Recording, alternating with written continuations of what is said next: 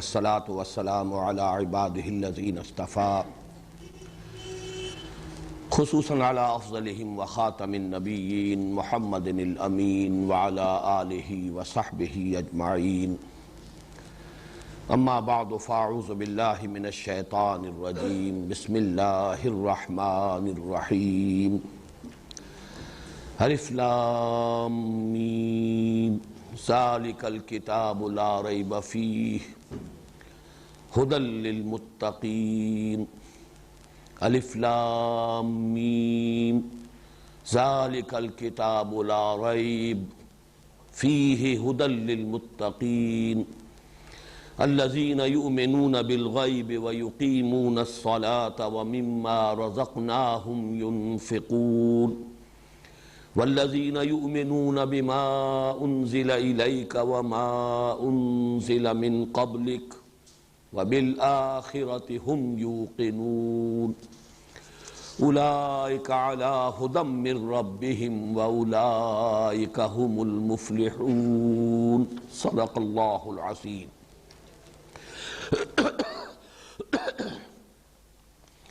رب اشرح لي صدري ويسر لي امري واحلل عقدة من لساني يفقهوا قولي. اللهم ربنا الهمنا رشدنا واعذنا من شرور انفسنا. اللهم ارنا الحق حقا وارزقنا اتباعه وارنا الباطل باطلا وارزقنا اجتنابه. اللهم ارحمنا بالقرآن العظيم واجعله لنا اماما ونورا وهدى ورحمة.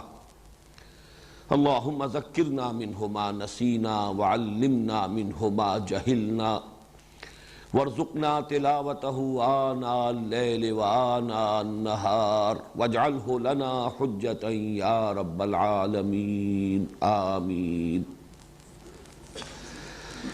آج ہم اللہ کے نام سے قرآن حکیم میں مدنی صورتوں کا جو سب سے بڑا گروپ ہے اس کا آغاز کر رہے ہیں.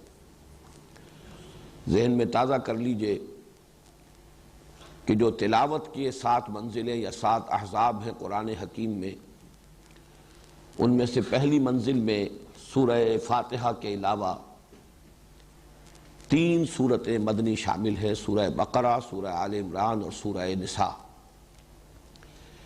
لیکن جو دوسرے 7 گروپ ہیں معنوی اعتبار سے جو تقسیم ہے، جن میں سے ہر گروپ میں پہلے 1 یا 1 سے زائد مکی اور اس کے بعد 1 یا 1 سے زائد مدنی صورتیں ہیں، ان کے اعتبار سے یہ جو پہلا گروپ ہے اس کی مکی صورت سورہ فاتحہ ہے جو ہم پڑھ چکے، اور مدنی صورتیں 4 اس میں شامل ہیں: سورہ بقرہ، سورہ آل عمران، سورہ نساء، سورہ مائدہ. اگرچہ یہ جو گروپ ہے قرآن حکیم میں، ان میں حجم کے اعتبار سے سب سے بڑا گروپ جو ہے وہ تیسرا ہوگا، جو تقریباً 7.5 پاروں پر مشتمل ہے، اس لیے کہ اس کی مکی صورتیں 14 صورتیں ہیں، سورہ یونس سے شروع ہو کر سورہ مومنون تک. تو طویل ترین اور حجم کے اعتبار سے سب سے بڑا گروپ وہ ہے. لیکن اس اعتبار سے کہ مدنی صورتیں سب سے بڑی قرآن حکیم میں یہی 4 ہیں کہ جو اس جگہ پر یکجا آ رہی ہیں، اس اعتبار سے اس کا ایک خصوصی مقام اور خصوصی اہمیت ہے. یہ جو 4 مدنیات ہیں یہ 2 جوڑوں کی شکل میں ہیں. سورہ بقرہ، سورہ آل عمران ایک جوڑا ہے، سورہ نساء، سورہ مائدہ دوسرا جوڑا ہے. اس وقت صرف سرسری طور پر یہ بات نوٹ کر لیجئے، 2 علیحدہ علیحدہ جوڑوں کے لیے سب سے اہم علامت کیا ہے؟ پہلی دونوں صورتیں حروف مقطعات الف لام میم سے شروع ہو رہی ہیں، سورہ بقرہ بھی، سورہ آل عمران بھی. اس کے بعد کی دونوں صورتیں بغیر کسی تمہید کے، بغیر حروف مقطعات کے براہ راست شروع ہو جاتی ہیں. سورہ نساء کا آغاز ہو جاتا ہے یا ایھا الناس اتقوا ربکم، سورہ مائدہ کا آغاز ہوتا ہے یا ایھا الذین آمنوا اوفوا بالعقود. نہ حروف مقطعات، نہ کوئی اور تمہیدی گفتگو. تو اس سے نمایاں ہو رہا ہے کہ وہ 2 صورتیں آپس میں ایک دوسرے سے مشابہ ہیں، سورہ نساء اور سورہ مائدہ، اور ایک جوڑے کی شکل میں ہیں. اور یہ 2 صورتیں آپس میں مشابہ ہیں، سورہ بقرہ اور سورہ آل عمران، اور یہ آپس میں جوڑے کی صورت میں ہیں.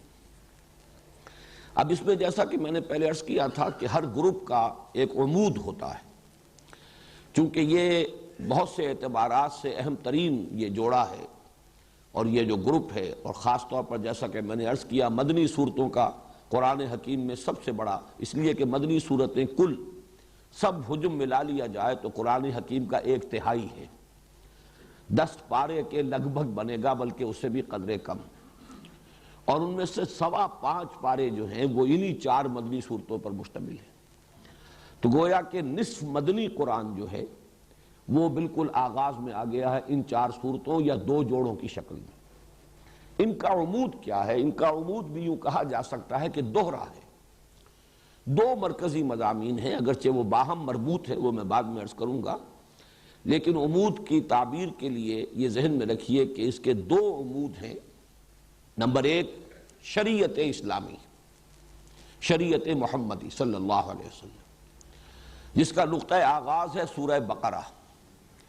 تمام جو احکام شریعت ہیں ان کی ابتدائی جو صورتیں ہیں، اس لیے کہ یہ آپ کے علم میں ہے کہ شریعت کا جو نزول ہوا ہے تدریجاً ہوا ہے، آخری احکام فوری طور پر ابتدائی میں نازل نہیں ہو گئے۔ اولاً تو یہ کہ مکی دور میں بہت کم احکام آئے، مکی صورتوں میں جو 2/3 قرآن حکیم ہے اس میں زیادہ تر ایمان کی بحثیں ہیں، رد و قضا ہے، کفار کے اعتراضات ہیں، ان کے جوابات ہیں، یا یہ کہ کچھ اخلاقی تعلیمات ہیں، وہ بنیادی انسانی اخلاقیات جن کے بارے میں کوئی اختلاف ممکن نہیں، سچ بولنا ہے، غریب کو کھانا کھلانا ہے، بھوکے کو اطعام، وعدے کا ایفا، وہ اخلاقی تعلیمات۔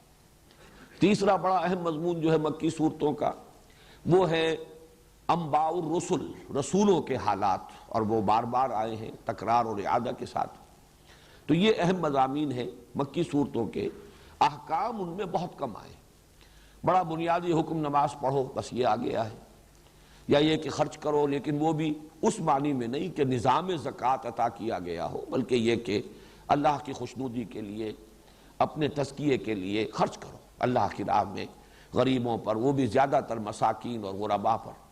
یہ بھی گویا کہ بنیادی انسانی اخلاقیات سے اس کے ڈانڈے ملتے ہیں۔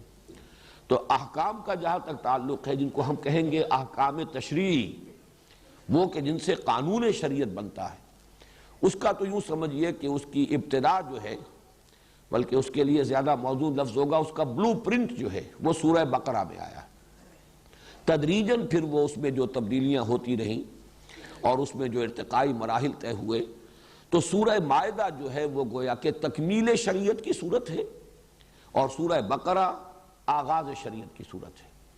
ویسے یہ کہ سورہ نساء، سورہ نور میں بھی کچھ احکام آپ کو مل جائیں گے، پھر اس سے آگے چل کر سورہ احزاب میں بھی مل جائیں گے، اور جہاں تک مال غنیمت کا حکم ہے وہ سورہ انفال میں مل جائے گا، کچھ متفرق احکام تو آپ کو دوسری جگہوں پر بھی مل جائیں گے، لیکن یہ کہ بحیثیت مجموعی یہ کہا جا سکتا ہے کہ یہ گروپ شریعت کا گروپ ہے، جس میں کہ آغاز شریعت یا بلو پرنٹ شریعت محمدی کا صلی اللہ علیہ وسلم وہ سورہ بقرہ میں، اور اس کی تکمیلی صورت سورہ مائدہ کا زمانہ نزول ہے تقریباً سن 7 ہجری، سن 7 ہجری تک پہنچتے پہنچتے یہ تمام احکام شریعت جو ہیں اپنی تکمیلی صورت کو پہنچ گئے۔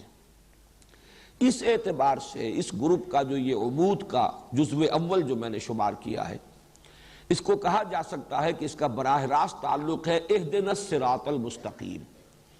سورہ بقرہ چونکہ اس گروپ کی، سورہ فاتحہ اس گروپ کی مکی صورت ہے، اور اس میں ہمیں یہ دعا تلقین کی گئی، یا وہ صریح الفطرت اور سلیم العقل انسانوں کی جو ایک ضرورت ہے جس کی تعبیر کی گئی ہے اس دعا کی صورت میں، جس پر کہ سورہ فاتحہ ختم ہوتی ہے، اہدنا الصراط المستقیم، ہمیں رہنمائی عطا فرما، ہمیں ہدایت بخش سیدھے راستے کی۔ وہ سیدھا راستہ کون سا ہے؟ وہ شریعت کا راستہ ہے۔ شرع کے معنی بھی در حقیقت شارع کہتے ہیں راستے کو، طریق کہتے ہیں راستے کو، صراط کہتے ہیں راستے کو۔ تو اہدنا الصراط المستقیم وہ شریعت جو ہے وہ گویا کہ اس گروپ کے اندر اس دعا کا جواب ہے کہ جو ان 4 صورتوں کے اندر سورہ بقرہ سے لے کر سورہ مائدہ تک اللہ تعالیٰ کی طرف سے عطا ہو گیا۔ اس گروپ کا جو عمود ہے، عمود کا دوسرا حصہ وہ ہے اتمام حجت اہل کتاب پر۔ اہل کتاب میں ظاہر بات ہے کہ 2 گروپ تھے اس وقت کے جو براہ راست مخاطب تھے قرآن کے، یہود اور نصارہ۔ تو سورہ بقرہ میں زیادہ تر گفتگو ہوئی ہے یہود سے، سورہ آل عمران میں زیادہ تر گفتگو ہوئی ہے نصارہ سے، سورہ نساء اور مائدہ میں دونوں سے ہوئی ہے، ملی جلی بات ہے۔ بہرحال قرآن حکیم میں اہل کتاب کو ایمان لانے کی دعوت، اور دعوت بھی اس حد تک کہ اتمام حجت ہو گیا، ہر پہلو سے انہیں بات سمجھا دی گئی، ہر اسلوب سے حقیقت کو واضح کر دیا گیا، ہر دلیل سے اس بات کو مبرہن کر دیا گیا، ان پر ان کی اپنی کتابوں کے حوالے سے، ان کے اپنے اعتقادات کے حوالے سے حجت قائم کر دی گئی، ان کے اپنے انبیاء اور رسول کی تعلیمات کا حوالہ دے کر بات واضح کر دی گئی، گویا کہ ہر اعتبار سے جسے کہا جائے گا قطع عذر، کہ اب ان کے پاس کوئی عذر، کوئی بہانہ نہیں رہا کہ وہ محمد الرسول اللہ صلی اللہ علیہ وسلم پر ایمان لانے میں کوئی عذر رکھتے ہوں یا کوئی بہانہ ان کے پاس موجود ہو جو کسی درجے میں ویلڈ ہو۔ اسی کو اتمام حجت کہتے ہیں، حجت قائم کر دینا۔ اس کے بعد کوئی ہٹ دھرمی کے ساتھ اڑا رہے تو اڑا رہے، لیکن یہ کہ اس کے پاس کوئی معقول سبب اور کوئی معقول عذر موجود نہ رہے۔ تو یہ گویا کہ اس گروپ کا اور ان کا تعلق ہوا گویا کہ سورہ فاتحہ ہی میں، یہاں بلکہ وہ بات اور زیادہ واضح ہو جائے گی کہ کافی ہو جاتا ہے اہدنا الصراط المستقیم صراط الذین انعمت علیہم میں، لیکن وہاں منفی اعتبار سے بھی واضح کیا گیا غیر المغضوب علیہم ولا الضالین۔ تو گویا کہ یہ مغضوب علیہم میں بیان کر چکا ہوں سورہ فاتحہ کے درس کے ضمن میں کہ اس کے بارے میں تقریباً اجماع ہے کہ اس سے مراد ہے بنی اسرائیل، اور ضالین پر تقریباً اجماع ہے کہ مراد ہے نصارہ۔ یہ گویا کہ اسی کی شرح ہو رہی ہے۔ یہ عمود کا دوسرا حصہ جو ہے وہ سورہ فاتحہ کے غیر المغضوب علیہم ولا الضالین اس سے متعلق ہے، اس کے ساتھ مناسبت رکھتا ہے۔ اس طریقے سے عمود کے دونوں اجزاء جو ہیں وہ گویا کہ مکی صورت میں سورہ فاتحہ میں بھی موجود ہے۔ اہدنا الصراط المستقیم صراط الذین انعمت علیہم، اس کا جواب ہو گیا یہ شریعت موجود ہے، یہ قوانین موجود ہیں، یہ اوامر و نواہی ہیں، یہ کرو یہ نہ کرو، اس سے بچو، اس کا التزام کرو، یہی صراط مستقیم ہے۔ غیر المغضوب علیہم ولا الضالین اس کے حوالے سے آخری اتمام حجت کر دیا گیا اہل کتاب پر، یہود پر بھی جو مغضوب علیہم سے مراد تھے، اور ضالین پر جو نصارہ ہے۔ اس اعتبار سے یہ عمود کے دونوں رخ جو ہیں، جو میں نے عرض کیا تھا کہ ایک گروپ کے مکی صورتیں اور اسی گروپ کی مدنی صورتیں گویا کہ ایک تصویر کے دو رخ ہیں، ان کے مابین مناسبت ہونی چاہیے، تو وہ مناسبت ہے جو میں نے آپ حضرات کے سامنے بیان کر دی۔ اب آئیے کہ مدنی صورتوں کا پہلا جوڑا ہے سورۃ البقرہ اور سورۃ آل عمران۔ اس کے ضمن میں نے اس سے پہلے بھی عرض کیا تھا کہ خود نبی اکرم صلی اللہ علیہ وسلم نے انہیں ایک نام دیا ہے، ایک نام اس معنی میں کہ دونوں کے لیے ایک لفظ کا اطلاق، اگرچہ وہ نام کئی ہیں، وہ ابھی میں آپ کو بتا رہا ہوں۔ حضور نے الزہراوین بھی قرار دیا انہیں، یا الزہراوان، حالت رفع ہوگی تو الزہراوان ہوگا، حالت نصبی ہوگی یا حالت جری ہوگی تو الزہراوین۔ یہ تو گویا کہ اعراب کا مسئلہ ہوا۔ زہرا کہتے ہیں نہایت تابناک، روشن۔ حضرت فاطمہ رضی اللہ تعالی عنہ کے نام کے ساتھ فاطمۃ الزہراء، وہ در حقیقت ان کے چہرے کا دمکتا ہوا انداز، ظاہر بات ہے کہ ایک اللہ تعالیٰ نے رنگت بھی بہت عمدہ دی ہوگی، اور پھر وہ نور روحانیت جو ہے وہ اس کے ساتھ اس کی دمک میں جو اضافہ ہوا، فاطمۃ الزہراء رضی اللہ تعالی عنہ، اسی سے تثنیہ کا صیغہ بنتا ہے الزہراوان یا الزہراوین۔ حضور نے ایک حدیث میں، ابھی وہ میں آپ کو سناؤں گا، کہ اس کو قرار دیا ہے، دونوں صورتوں کو ایک لفظ سے تعبیر کیا۔ اسی طرح الغمامتان، الغیایتان، الذلتان، الخرقان، الفرقان، یہ میں نے 6 آپ کو الفاظ بتائے ہیں کہ جو احادیث میں وارد ہوئے ہیں کہ جن میں نبی اکرم صلی اللہ علیہ وسلم نے ان صورتوں کی مجموعی فضیلت بیان کی ہے، اور ان دونوں کو بریکٹ کیا ہے، گروپ کیا ہے ایک لفظ کے اندر۔ وہ حدیثیں میں آپ کو سنا رہا ہوں۔ یہ حدیث مسلم شریف کی ہے، اور اس کے راوی ہیں ابو امامہ باہلی رضی اللہ تعالی عنہ۔ قال، انہوں نے فرمایا، سمعت رسول اللہ صلی اللہ علیہ وسلم یقول، کہ میں نے خود سنا اللہ کے رسول صلی اللہ علیہ وسلم کو یہ فرماتے ہوئے، اقرأوا القرآن، لوگوں قرآن پڑھا کرو، فإنہ یأتی یوم القیامت شفیعا لأصحابہ، اس لیے کہ یہ قرآن قیامت کے دن سفارشی بن کر آئے گا اپنے لوگوں کے لیے، یعنی ان لوگوں کے لیے جنہیں قرآن سے محبت رہی زندگی میں، جو قرآن کو پڑھتے رہے، قرات کرتے رہے، اس سے دلچسپی رکھتے رہے، اس کا مطالعہ کرتے رہے، اس پر غور و فکر کرتے رہے، اصحاب قرآن والے، قرآن کے لوگ۔ اقرأوا القرآن فإنہ یاتی یوم القیامت شفیعا لاصحابہ۔ اس کے بعد اب آپ نے مزید یوں سمجھیے کہ یہ عام پر خاص کا اضافہ ہے۔ اقرأوا الزہراوین، خاص طور پر دو نہایت تابناک اور روشن صورتوں کی قرات کیا کرو، پڑھا کرو دو نہایت تابناک اور روشن صورتوں کو، البقرہ و آل عمران۔ وہ زہراوین کیا ہے؟ البقرہ اور آل عمران۔ یہاں گویا کہ معین کر دیا حضور صلی اللہ علیہ وسلم نے ان دونوں صورتوں کے لیے ایک عنوان، نہایت تابناک صورتیں۔ فَإِنَّهُمَا تَأْتِيَانِ يَوْمَ الْقِيَامَةِ، اس لیے کہ یہ دونوں صورتیں قیامت کے روز ظاہر ہوں گی، آئیں گی قیامت کے دن۔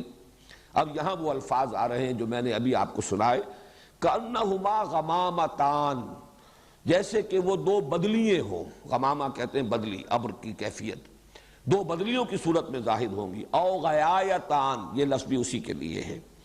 او کأنہما فرقان من طیر صواف، یا یہ پرندوں کی دو ٹکڑیاں ہوں گی۔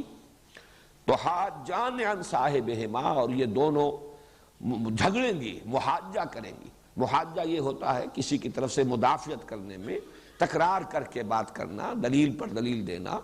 تو جو بھی ان دونوں صورتوں سے خصوصی شغف رکھنے والے لوگ ہوں گے، وہ لوگ کہ جو ان دونوں صورتوں کو پڑھنے والے ہوں گے، ان سے محبت کرنے والے ہوں گے، صاحب ہما، ان دونوں سے تعلق رکھنے والے لوگ، ان کی طرف سے وہ جھگڑیں گی، وہ ان کی سفارش کریں گے۔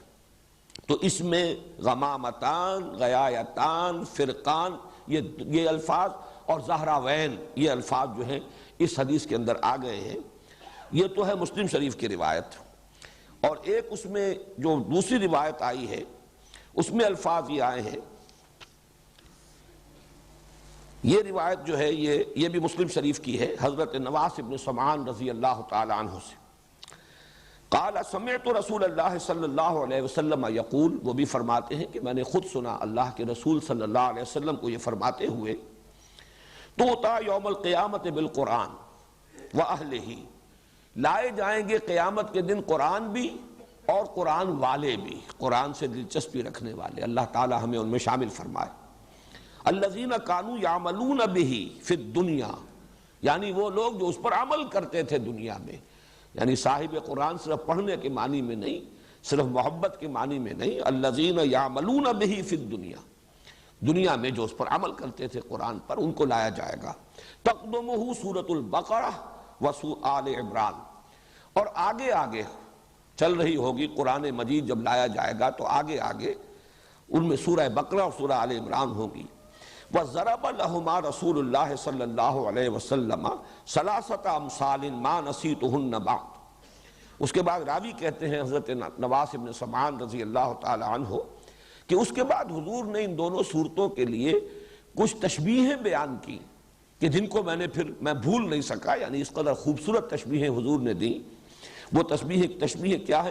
کانہما غمامتان او ذلتان سوداوان بینہما شرق، یہ دونوں صورتیں ایسے ظاہر ہوں گی قیامت کے دن جیسے کہ دو بدلیاں ہیں، دو بادل ہیں، اور وہ سیاہ رنگ کی ہیں، یعنی سایہ کر رہی ہوں گی اپنے پڑھنے والے اور محبت کرنے والے ہیں ان پر۔ ان کے درمیان ایک روشنی بھی ہوگی، دو بدلیاں اسی طرح ظاہر ہوں گی، اگر وہ ملی ہوئی ہوں اور ان کے درمیان کوئی خلا نہ ہو جس میں روشنی آ رہی ہو تو وہ دو علیحدہ نہیں ہوں گی۔ گویا کہ ان کے اندر معنوی اعتبار سے تسلسل بھی ہے، لیکن یہ کہ دو صورتیں علیحدہ ہیں، سورہ بقرہ علیحدہ ہے، سورہ آل عمران ہے۔ او کانہما خرقان من طیر صواف، یا ایسے حضور نے تشبیہ دی کہ جیسے کبھی کبھی پرندوں کے جب جھنڈ کے جھنڈ آتے ہیں تو وہ اتنے، اگر وہ جھنڈ جو ہے وہ گہرا ہے کہ پھر وہ سائے اس کی وجہ سے ہو جاتا ہے اور وہ دھوپ کو روک لیتے ہیں اور سورج کو ڈھانپ لیتے ہیں، تو وہ گویا کہ اڑنے والے اور پروں کو پھیلانے ہوئے پرندوں کی ٹکڑیوں کے مانند ہوں گی۔ تو حاجان عن صاحبہما، اور یہ محاجہ کریں گی، سفارش کریں گی، جھگڑا کریں گی اپنے لوگوں کے بارے میں، ان کی طرف سے مدافعت کریں گی، ان کی وکالت کریں گی۔ یہ تو مسلم شریف کی روایت ہے، لیکن ترمذی میں اسی روایت کے جو الفاظ آئے ہیں ما نسیتہن، وہ تین تمثیلیں جو حضور نے بیان فرمائی جن کے بارے میں راوی کہتے ہیں حضرت نواس ابن سمعان کہ میں ان کو بھول نہیں سکا، تو اس کی جو تشریح آئی ہے ترمذی کی روایت میں، قال یاتیان کانہما غیایتان بینہما شرق او کانہما غمامتان سوداوان او کانہما ذلتان من طیر صواف، دو بدلیاں یا دو ٹکڑیاں پرندوں کے دو جھنڈ ہوں گے، تجادلان عن صاحبہما، اور وہ مجادلہ کریں گی، محاجہ کریں گی، مجادلہ کریں گی، جھگڑیں گی، مدافعت کریں گی اپنے لوگوں کی طرف سے۔ تو ان دو روایات، بلکہ میں نے تین روایات آپ کو سنائی ہیں، اس لیے کہ ایک روایت تو حضرت ابو امامہ باہلی سے ہے، دوسری روایت جو ہے وہ مسلم شریف میں بھی ہے، اگرچہ راوی ایک ہی ہے حضرت نواس ابن سمعان، لیکن مسلم شریف میں اس کے الفاظ قدر مختلف ہیں، اور ترمذی میں جو الفاظ آئے ہیں ان میں تھوڑا سا فرق ہے۔ ان سے ان دونوں صورتوں کی فضیلت بھی ظاہر ہوئی، اور نمبر دو یہ کہ ان کا جوڑا ہونا ثابت ہو گیا، اس لیے کہ ان دونوں کو بریکٹ کیا ہے حضور صلی اللہ علیہ وسلم نے ایک نام سے، جیسے میں نے اس سے پہلے کئی مرتبہ عرض کیا ہے کہ آخری دو صورتیں ان کے لیے تو ایک نام ایسا ہے کہ جو ہر شخص جانتا ہے، سورۃ الفلق اور سورۃ الناس معوذتین، یہ دو ایک نام جو ہے ہر شخص جانتا ہے، دو صورتیں ہیں لیکن دونوں کا مضمون ایک ہے، اس لیے انہیں معوذتین کہا جاتا ہے، لیکن اس کے بارے میں یہ لفظ جو ہے زیادہ عام نہیں ہے، حالانکہ حضور صلی اللہ علیہ وسلم نے کس اہتمام کے ساتھ ان دونوں صورتوں کو بھی اسی طریقے سے ایک جوڑا قرار دیا ہے۔ اب جو اس کے وجوہ ہیں اور جو مظہر ہیں جوڑے ہونے کے، نسبت زوجیت کے، اب ان پر ہم نگاہ ڈال لیں۔ میں نے کئی مرتبہ عرض کیا ہے کہ یہ جو زوجیت ہے یا جوڑے ہونے کی نسبت ہے قرآن حکیم کی صورتوں میں، اس کے دو پہلو ہوں گے، بعض اعتبارات سے مشابہت بہت نمایاں ہوگی، اور بعض اعتبارات سے ایک ریسیپروکل نسبت ہوگی، عکسی نسبت ہوگی، یا ہم یوں کہہ سکتے ہیں کہ تکمیلی نسبت ہوگی، کہ دونوں چیزیں مل کر ایک مضمون کو مکمل کر رہی ہوں، یا ایک مضمون کا ایک رخ ادھر آ گیا ہو اور ایک رخ اسی کا دوسری صورت میں آ گیا ہو۔ تو زوجین میں یہ دونوں چیزیں لازم ہیں، یہ جیسے کہ ہم جانتے ہیں حیوانات کے اندر ایک نوع جو ہے اس کی جو دو جنسیں ہوں گی وہ ایک دوسرے سے بہت مشابہ ہوں گی، شیر اور شیرنی، ظاہر بات ہے کہ وہ ان کا اپنی ایک مشابہت ہے، 99% تو ان کے مشابہت کی شکل نظر آئے گی، بیل اور گائے، لیکن یہ کہ آپ کو معلوم ہے کہ بعض اعتبارات سے ان کا جسمانی نظام ایسا بنایا گیا ہے کہ وہ ایک مقصد کی تکمیل کرتے ہیں، فرق ہے لیکن وہ فرق ایسا نہیں ہے کہ جس کے مابین کوئی وحدت مقصد موجود نہ ہو، مقصد ایک ہے۔ اسی طریقے سے صورتوں میں جب آپ نسبت زوجیت کو تلاش کریں تو دو پہلو دیکھنے ہوں گے کہ ایک تو مشابہت کے پہلو کون سے، وہ نمایاں ہونے چاہیے، پھر کن اعتبارات سے یہ کمپلیمنٹری ہیں، کن اعتبارات سے یہ مل کر کسی مضمون کی تکمیل کرتی ہیں، وہ کون سے پہلو ہیں کہ جن میں سے کوئی ایک رخ جو ہے وہ ایک صورت میں آ گیا ہو اور دوسرا رخ دوسری صورت میں آ گیا ہو۔ ظاہر بات ہے یہ چیزیں تو تفصیل سے آئیں گی، ورنہ تو یہ خود بڑا لمبا موضوع اس وقت ہو جائے گا، تفصیل سے یہ چیزیں آئیں گی بعد میں جب کہ ہم ان صورتوں کا مطالعہ کریں گے۔ اس وقت یہ کہ تین چار چیزیں نوٹ کر لیجئے دونوں اعتبارات سے۔ جہاں تک مشابہت ہے، ایک بات تو بہت نمایاں جو میں پہلے عرض کر چکا کہ سورہ بقرہ بھی شروع ہو رہی ہے الف لام میم حروف مقطعات سے، اور سورہ آل عمران بھی شروع ہو رہی ہے الف لام میم حروف مقطعات سے۔ اس کے بعد آپ کو 20ویں پارے میں جا کر، 19ویں اور 20ویں پارے میں جا کر جو ہے یہ صورتیں چار ملیں گی، وہ چاروں مکی صورتیں ہیں جن کا آغاز ہوتا ہے الف لام میم سے۔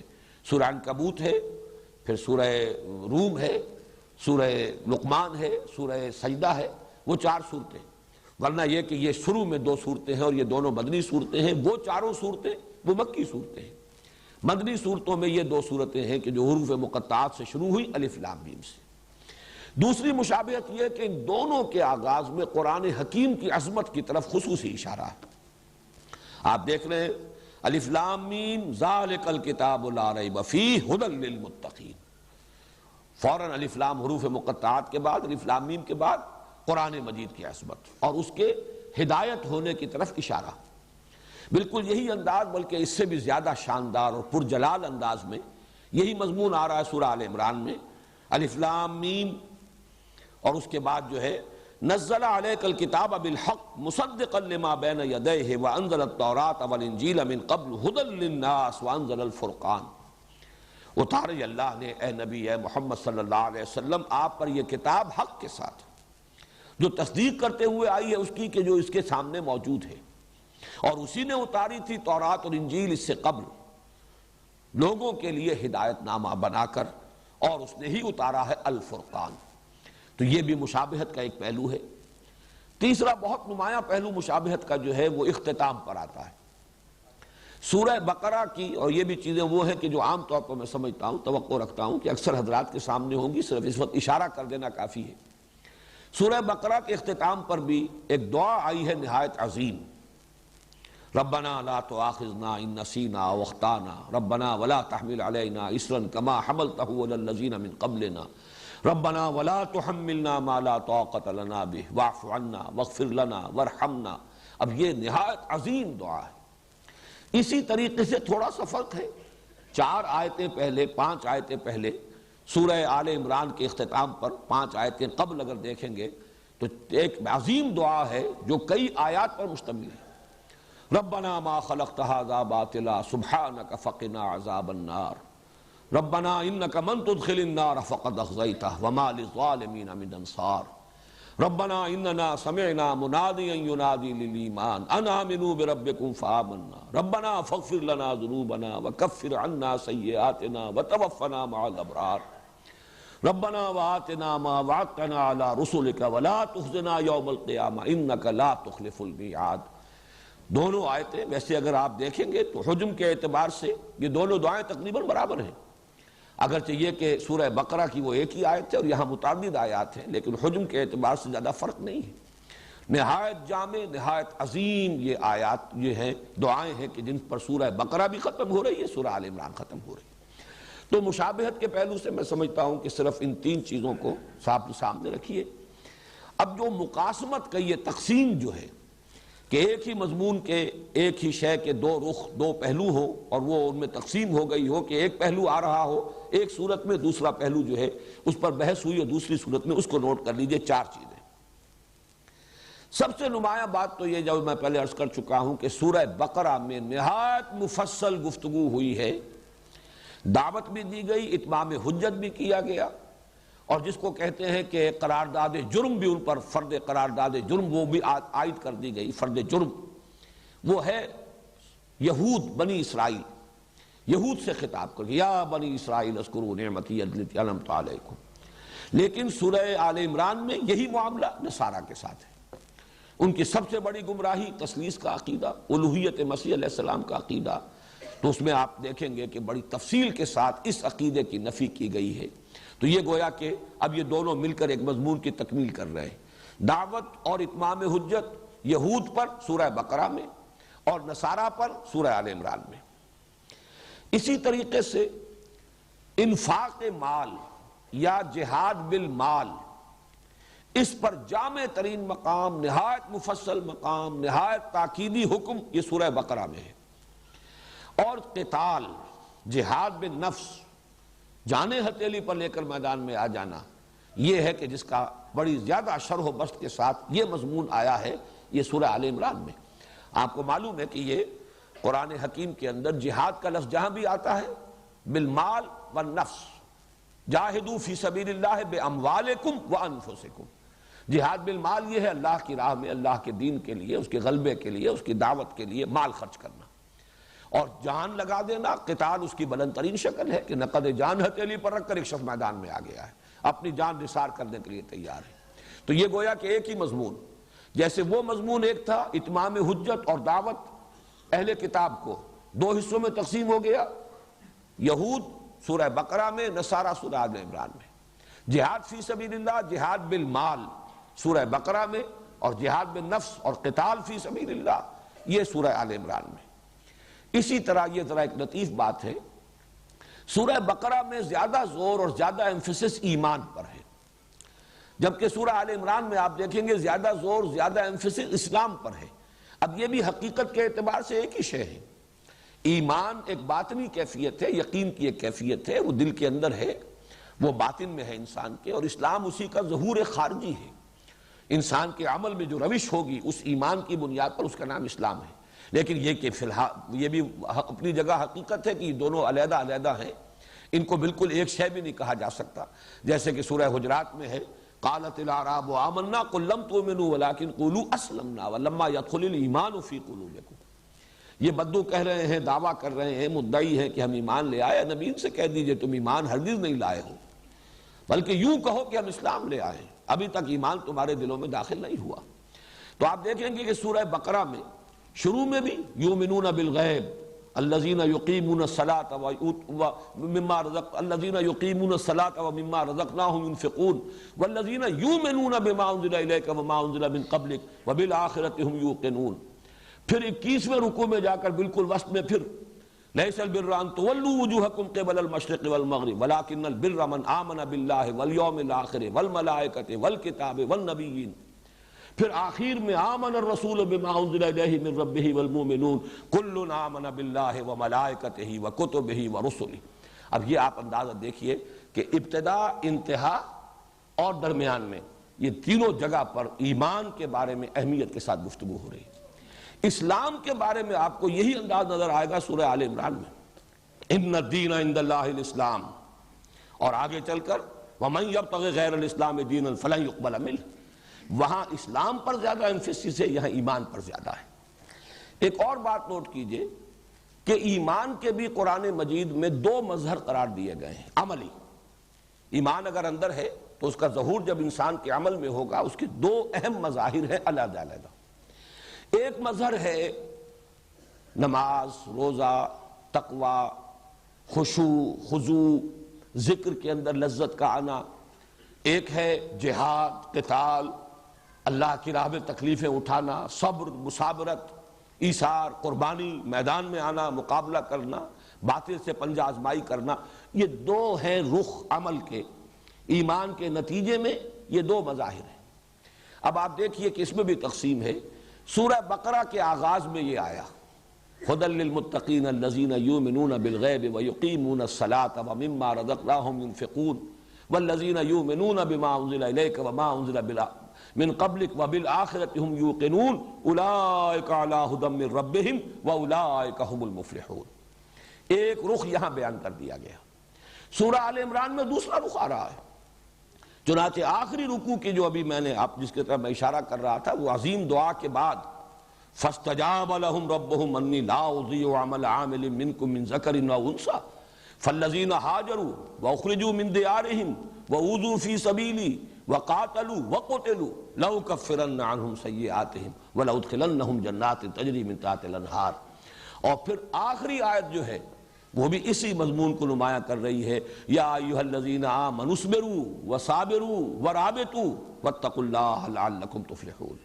صبر، مصابرت، یہ ہے اصل میں وہ چیزیں کہ جن کو نمایاں کیا گیا ہے۔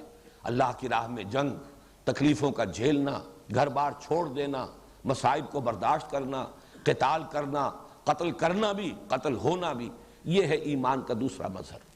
سورہ آل عمران کے اختتام پر یہ دوسرا پہلو، سورہ بقرہ کے آغاز میں پہلا پہلو، اور اسی کی ایک مثال ہے بہت ہی نمایاں قرآن حکیم میں سورہ انفال میں یہ دونوں پہلو جمع کیے گئے ہیں، لیکن اس طور سے کہ شروع میں یہ سورہ بقرہ والا پہلو ہے، اور فرمایا گیا وہ لوگ جب اللہ کا نام لیا جائے تو ان کے دل لرز جاتے ہیں، نماز قائم کرتے ہیں۔ یہ ساری کیفیات جو ہیں وہ شروع میں آئیں، اور فرمایا گیا اولئک ھم المؤمنون حقا، یہ لوگ ہیں حقیقی مومن، سچے مومن۔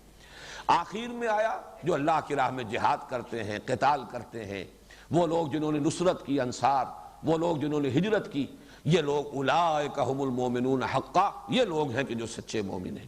معلوم ہوا کہ یہ تصویر مومن کی شخصیت کی تصویر جو ہے اس کے دو رخ ہیں، دونوں کی تکمیل سے مومن کی شخصیت کا حیولہ صحیح طور پر سامنے آتا ہے، ورنہ وہ یک رخا رہ جائے گا۔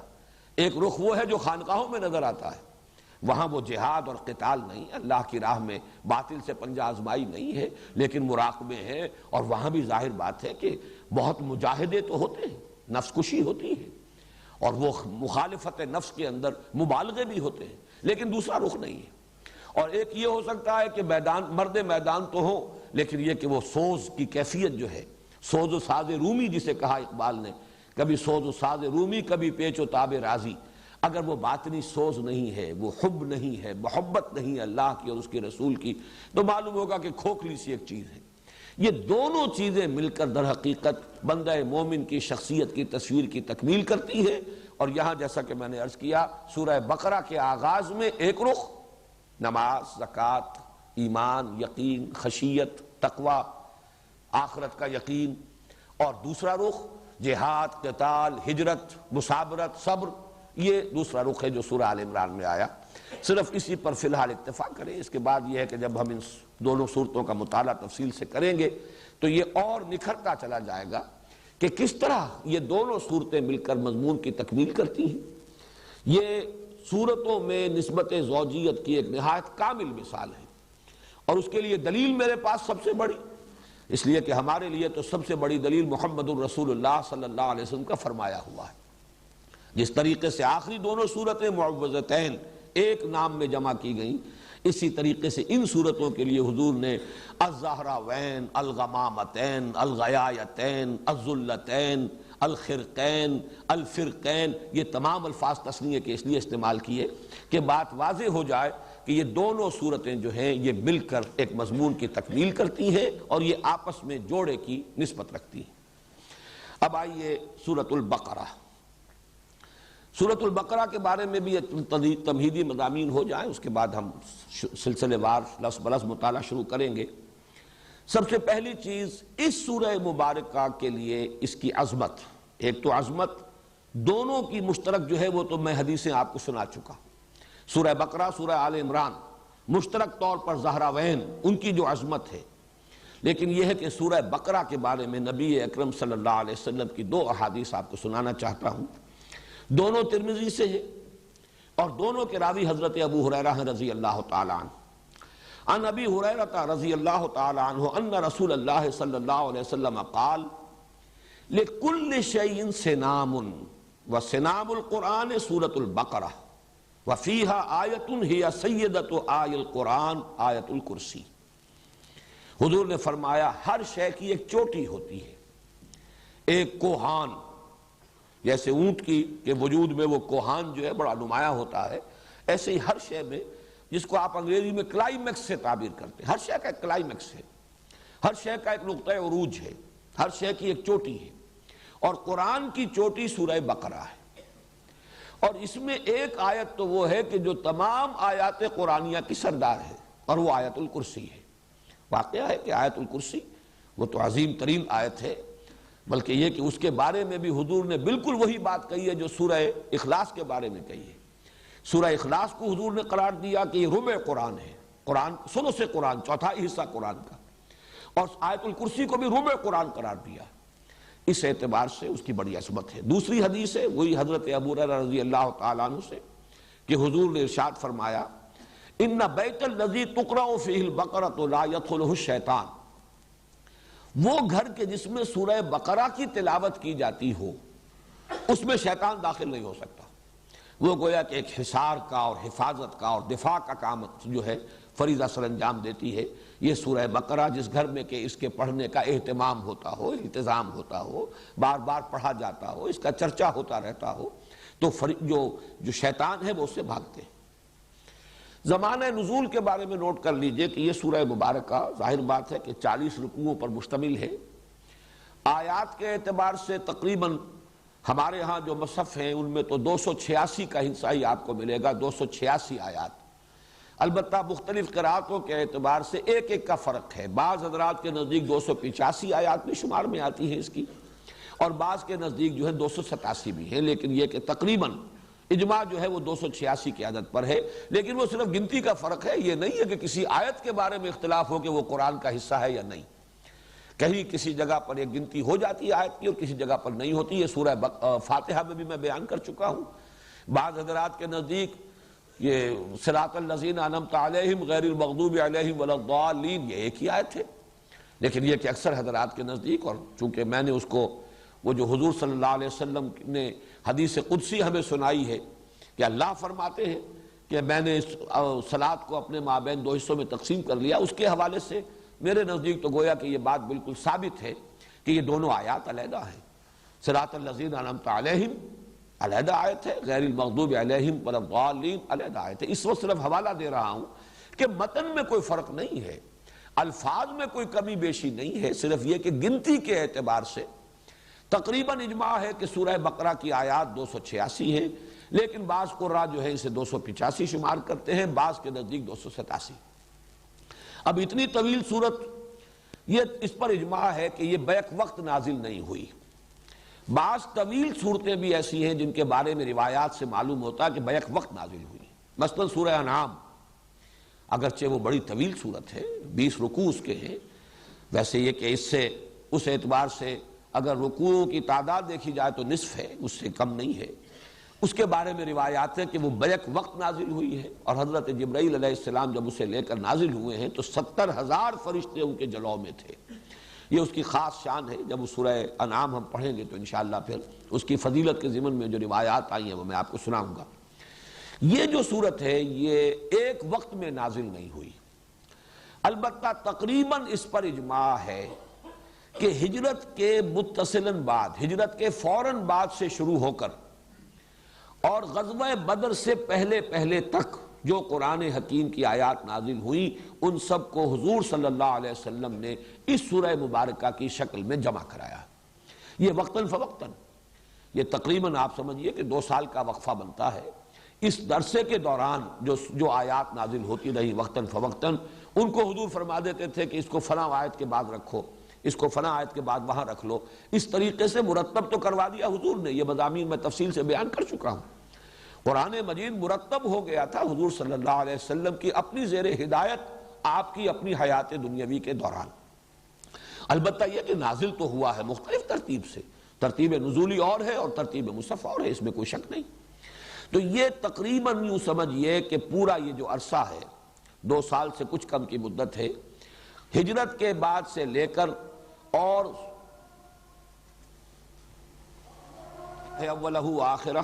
تو میں یہ عرض کر رہا تھا کہ زمانہ نزول جو ہے سورہ بقرہ کا ہجرت کے فوراً بعد سے لے کر غزوہ بدر سے متصلاً قبل تک یہ زمانہ نزول کا ہے۔ البتہ جیسا کہ آگے چل کر میں واضح کروں گا، ایک سورہ مبارکہ اور ہے قرآن حکیم کی، سورہ محمد صلی اللہ علیہ وسلم۔ اندازہ یہ ہوتا ہے کہ غزوہ بدر سے قبل وہ سورت بھی نازل ہوئی ہے، بلکہ اس کا نام سورۃ القتال بھی ہے، گویا کہ اسی میں قتال کی فرضیت جو ہے وہ آئی ہے۔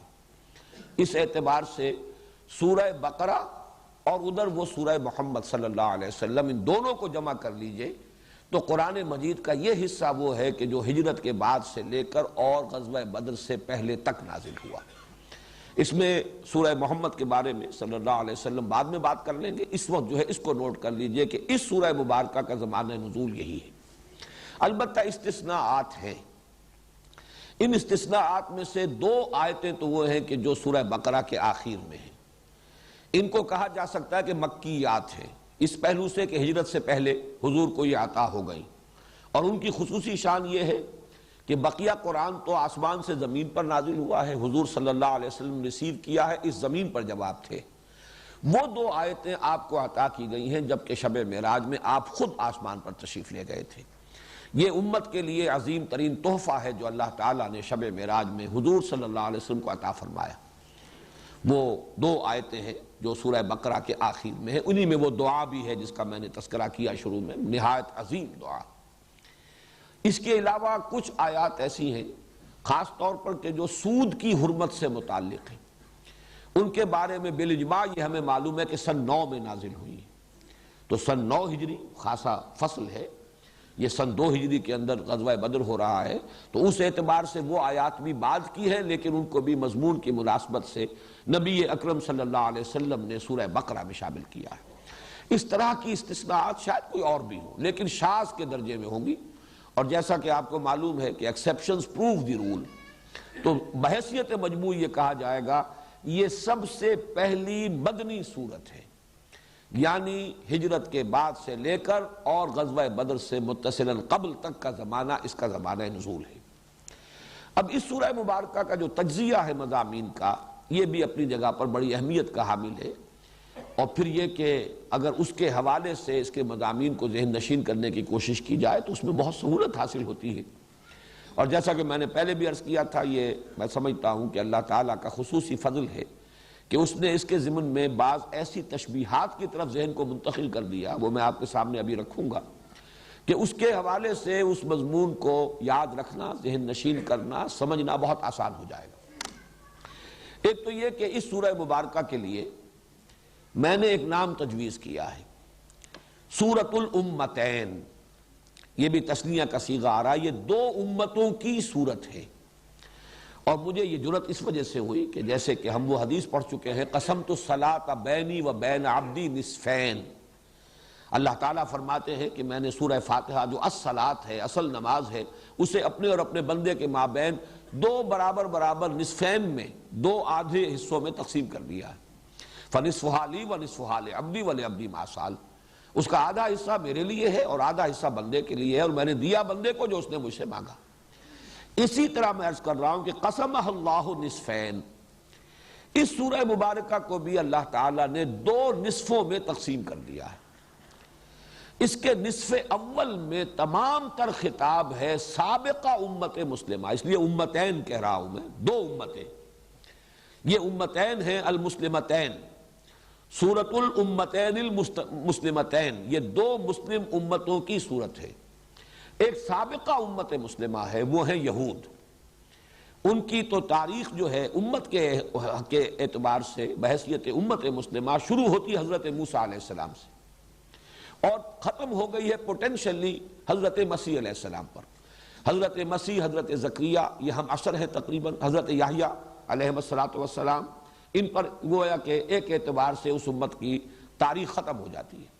اگرچہ وہ امت ابھی تک ایک قوم کی حیثیت سے، ایک نسل کی حیثیت سے یہودی اب بھی ہے، اور حضور صلی اللہ علیہ وسلم کے زمانے میں بھی موجود تھے، لیکن امت کے اعتبار سے ان کا دور جو ہے وہ در حقیقت 13 قبل مسیح سے شروع ہو کر 1300 برس جو ہے حضرت مسیح سے قبل حضرت مسیح پر آ کر، جب انہوں نے حضرت مسیح کی دعوت کو ماننے سے نہ صرف انکار کیا بلکہ انہیں اپنے بس پڑتے سولی پر چڑھا دیا، اس اعتبار سے وہ اسی وقت معزول ہو چکے۔ لیکن یہ کہ ایک شے جس کا فیصلہ ہو جاتا ہے کسی موقع پر، اس کا ظہور ہوا ہے حضور صلی اللہ علیہ وسلم کی بعثت پر۔ وہ معزول کیے گئے حضور کی بعثت پر بالفعل بالقوہ معزول ہو چکے حضرت مسیح علیہ السلام ہی کی بعثت کے زمانے میں، جبکہ انہوں نے حضرت مسیح علیہ السلام سے دشمنی برتی اور انہیں اپنے حد تک سولی پر چڑھا کر دم لیا۔ دوسرا حصہ جو ہے اس سورہ مبارکہ کا، وہ موجودہ امت مسلمہ۔ اب ہماری تاریخ 1400 برس کی ہو گئی ہے، اور میں نے ادھر عرض کیا ہے کہ 1300 قبل مسیح سے ان کی تاریخ شروع ہوئی تھی، اور حضور صلی اللہ علیہ وسلم کی آمد پر گویا کہ اس سورہ مبارکہ میں ان کی معزولی کا اعلان ہو رہا ہے۔ تو پہلے نصف میں سابقہ امت مسلمہ سے خطاب ہے، اکثر و بیشتر میں براہ راست خطاب ہے، اور باقی حصوں میں روئے سخن انہی کی طرف ہے، چاہے بظاہر خطاب ان سے نہ ہو۔ اور دوسرے حصے میں کل کا کل خطاب موجودہ امت مسلمہ سے ہے، امت محمد سے علی صاحب الصلاۃ والسلام۔ یہ نوٹ کر لیجئے کہ نصف اول میں آیات 152 ہیں، جبکہ نصف ثانی میں 134 ہیں، 286 آیات کی یہ تقسیم۔ البتہ یہ جو فرق نظر آ رہا ہے، اس کو کمپنسیٹ کر رہا ہے فرق تعداد رکوعات کا۔ 152 آیتیں 18 رکوعوں میں ہیں، 134 آیتیں 22 رکوعوں میں ہیں۔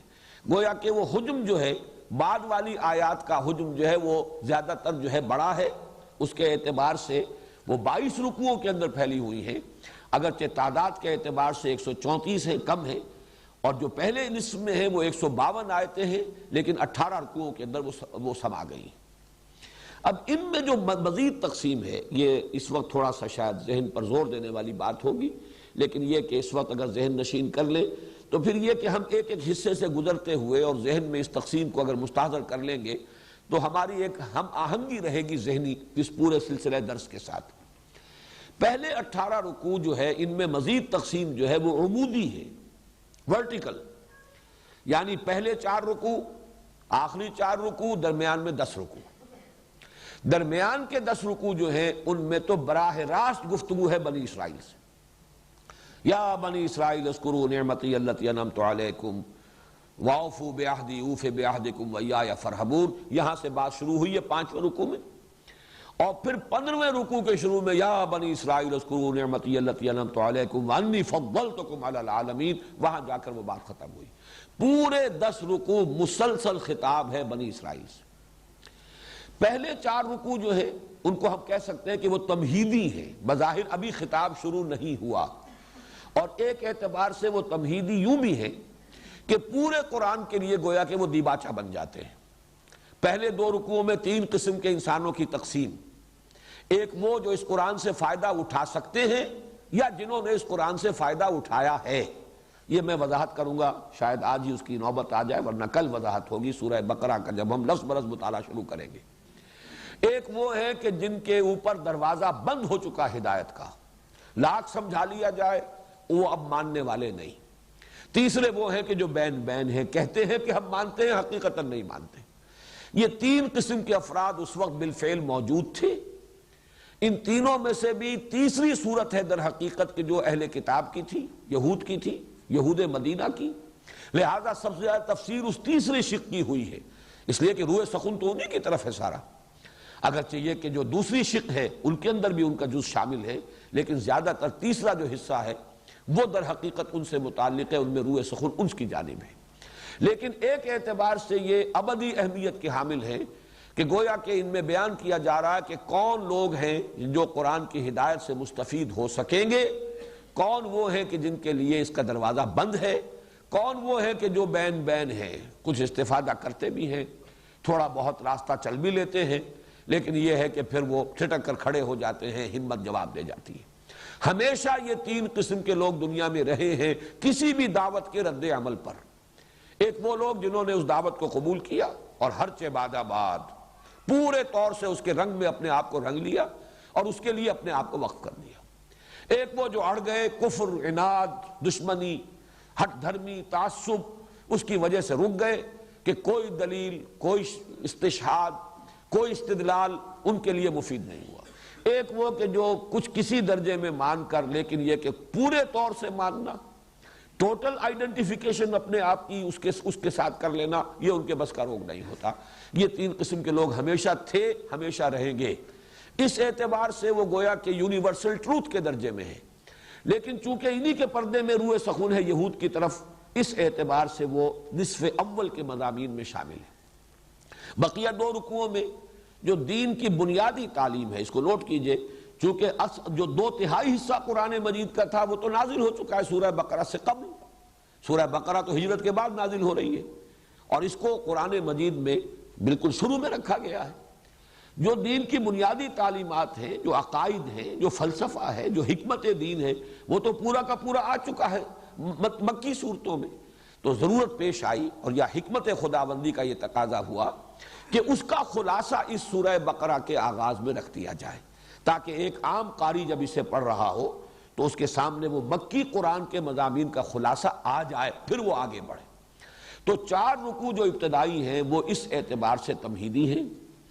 4 رکوع جو بعد کے ہیں، یعنی 4 کے بعد 10 رکوع میں براہ راست خطاب ہوگا بنی اسرائیل سے، آخری 4 رکوعوں میں یہ ٹرانزیشن ہے کہ اب ابراہیم کی ایک نسل میں یہ امت مسلمہ اور اللہ تعالیٰ نے یہ مقام ان کو عطا کیا ہوا تھا، منصب دیا ہوا تھا یہود کو، اب وہ منصب سلب کر کے حضرت ابراہیم ہی کی نسل کی دوسری شاخ، حضرت اسماعیل کی نسل میں حضرت محمد صلی اللہ علیہ وسلم کی بعثت ہوئی، اور اب ان پر جو لوگ ایمان لائے تو ایک نئی امت وجود میں آئی۔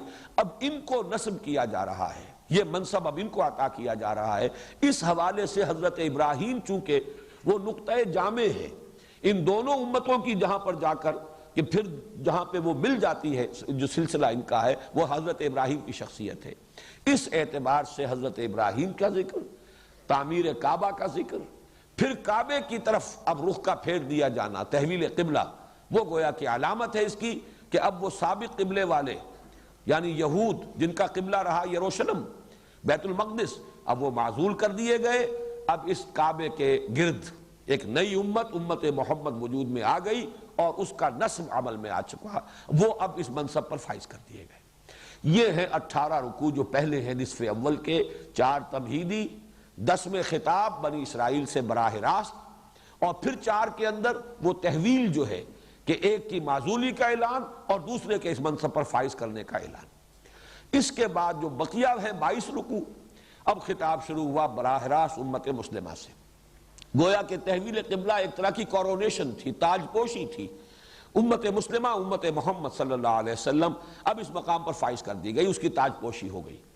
اب ان سے خطاب ہے، اس خطاب کے بارے میں وہ تشبیہ عرض کر رہا تھا کہ وہاں غور کیجئے تو مضامین جو ہیں بظاہر، یہ لفظ مناسب نہیں ہے قرآن کے لیے، لیکن بظاہر کٹے پھٹے سے نظر آتے ہیں، یا یوں کہیے کہ بظاہر مضامین گڑبڑ نظر آتے ہیں۔ ابھی نماز کا ذکر ہو رہا تھا، ابھی کہیں جہاد کا ذکر شروع ہو گیا، ابھی کہیں کوئی اور بات آ گئی، تو بیچ میں کوئی تسلسل نہیں ہے۔ اس کے لیے میرے سامنے تمثیل آئی تھی، تشبیہ آئی تھی اللہ تعالیٰ کی طرف سے، اور بڑی خوبصورت تمثیل ہے کہ آپ ایک ایسی رسی کا تصور کریں جو 4 لڑیوں سے بٹی گئی ہو۔ اب جب بٹ دیا جاتا ہے، فرض کیجئے کہ اس کے رنگ جدا جدا ہیں، ایک سفید ہے، ایک سرخ ہے، ایک نیلی ہے، ایک فرض کیجئے سبز ہے یا پیلی ہے۔ جب ان کو بٹ دیا جائے گا تو کوئی رنگ بھی مسلسل نظر نہیں آئے گا، کٹے پھٹے نظر آئیں گے۔ اگر آپ ایک طرف سے دیکھیں گے تو سفید ہے، سرخ ہے، نیلا یا پیلا ہے، اور یا سبز ہے، پھر سفید ہے، سرخ ہے، پھر نیلا یا پیلا ہے، پھر سبز ہے۔ اس طریقے سے رنگ جو ہے کٹے پھٹے نظر آئیں گے۔ اگرچہ آپ اگر اس کو کھول دیں تو معلوم ہوگا کہ سبز لڑی بھی سیدھی ہے، مسلسل ہے، سفید ڈوری بھی مسلسل ہے، سیدھی ہے، نیلی بھی سیدھی ہے، سرخ بھی سیدھی ہے۔ اس اعتبار سے 4 لڑیاں ہیں جو باہم آپس میں بٹی ہوئی ہیں، ایک رسی کی شکل میں۔ ان کو بھی 2 کے 2 جوڑوں میں سمجھیے۔ ایک ہے احکام شریعت، یہ کرو یہ نہ کرو، اور ایک ہے جہاد فی سبیل اللہ۔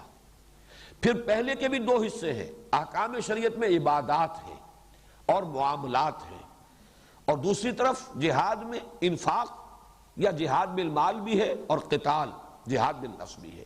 تو 4 یہ جو ڈوریاں ہیں یا 4 لڑیاں ہیں، ایک میں عبادات سے متعلق احکام، دوسرے معاملات انسانی سے متعلق احکام، تیسرے انفاق فی سبیل اللہ، جہاد بالمال، چوتھے قتال فی سبیل اللہ یا جہاد بالنفس۔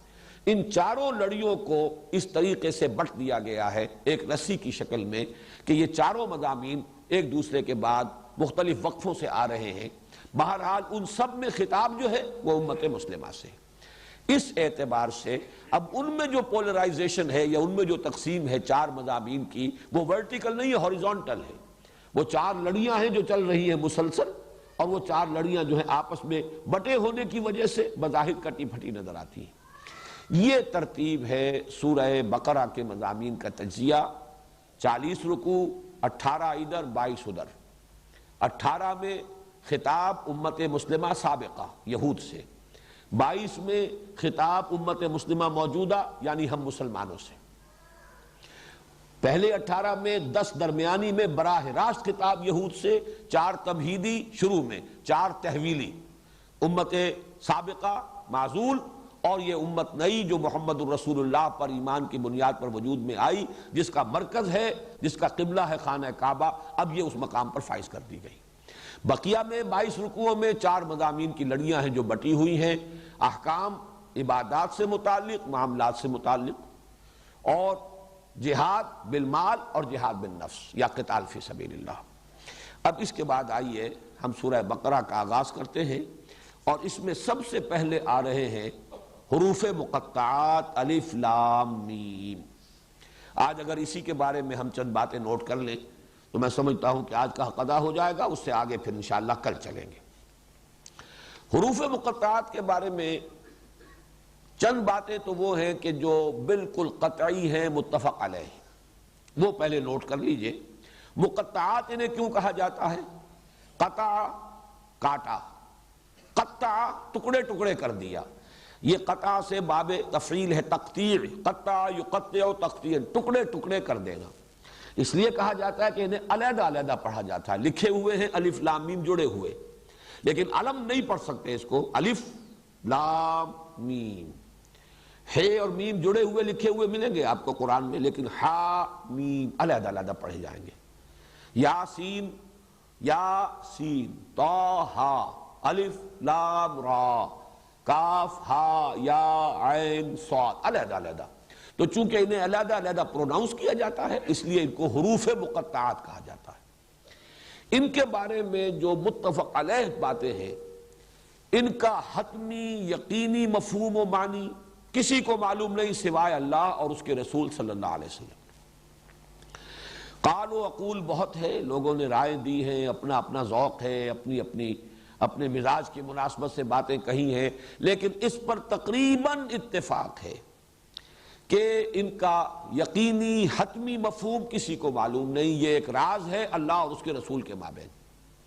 اسی اعتبار سے بعض حضرات نے کہا کہ یہ ایک طرح سے کوڈ ورڈز ہیں، جیسے کہ کسی میسج کو کمیونیکیٹ کرنے سے پہلے کوئی کوڈ ورڈز دیے جائیں تو شاید حضور صلی اللہ علیہ وسلم کو پہلے یہ الفاظ پہلے جو ہے کمیونیکیٹ کیے گئے ہوں اور اس کے حوالے سے صورت نازل ہوئی ہے تو یہ گویا کہ ایک سند کے درجے میں وہ الفاظ وہ حروف جو ہیں اس کے ساتھ آئے ہیں۔ واللہ عالم یہ بھی صرف ایک قیاس ہے، کنجیکچر ہے، اس کے سوا کچھ نہیں۔ البتہ دوسری یقینی بات یہ ہے کہ حضور صلی اللہ علیہ وسلم سے ان کے معنی اور مفہوم کے ضمن میں مرفوعاً کوئی قول منقول نہیں۔ حضور نے نہیں بتایا کہ اس کے یہ معنی، اگر ہوتے تو یقیناً اس کے بعد ہمارے سر تسلیم خم ہوتا، ہم اس کو تسلیم کرتے، لیکن حضور نے ان کے معنی نہیں بتائے۔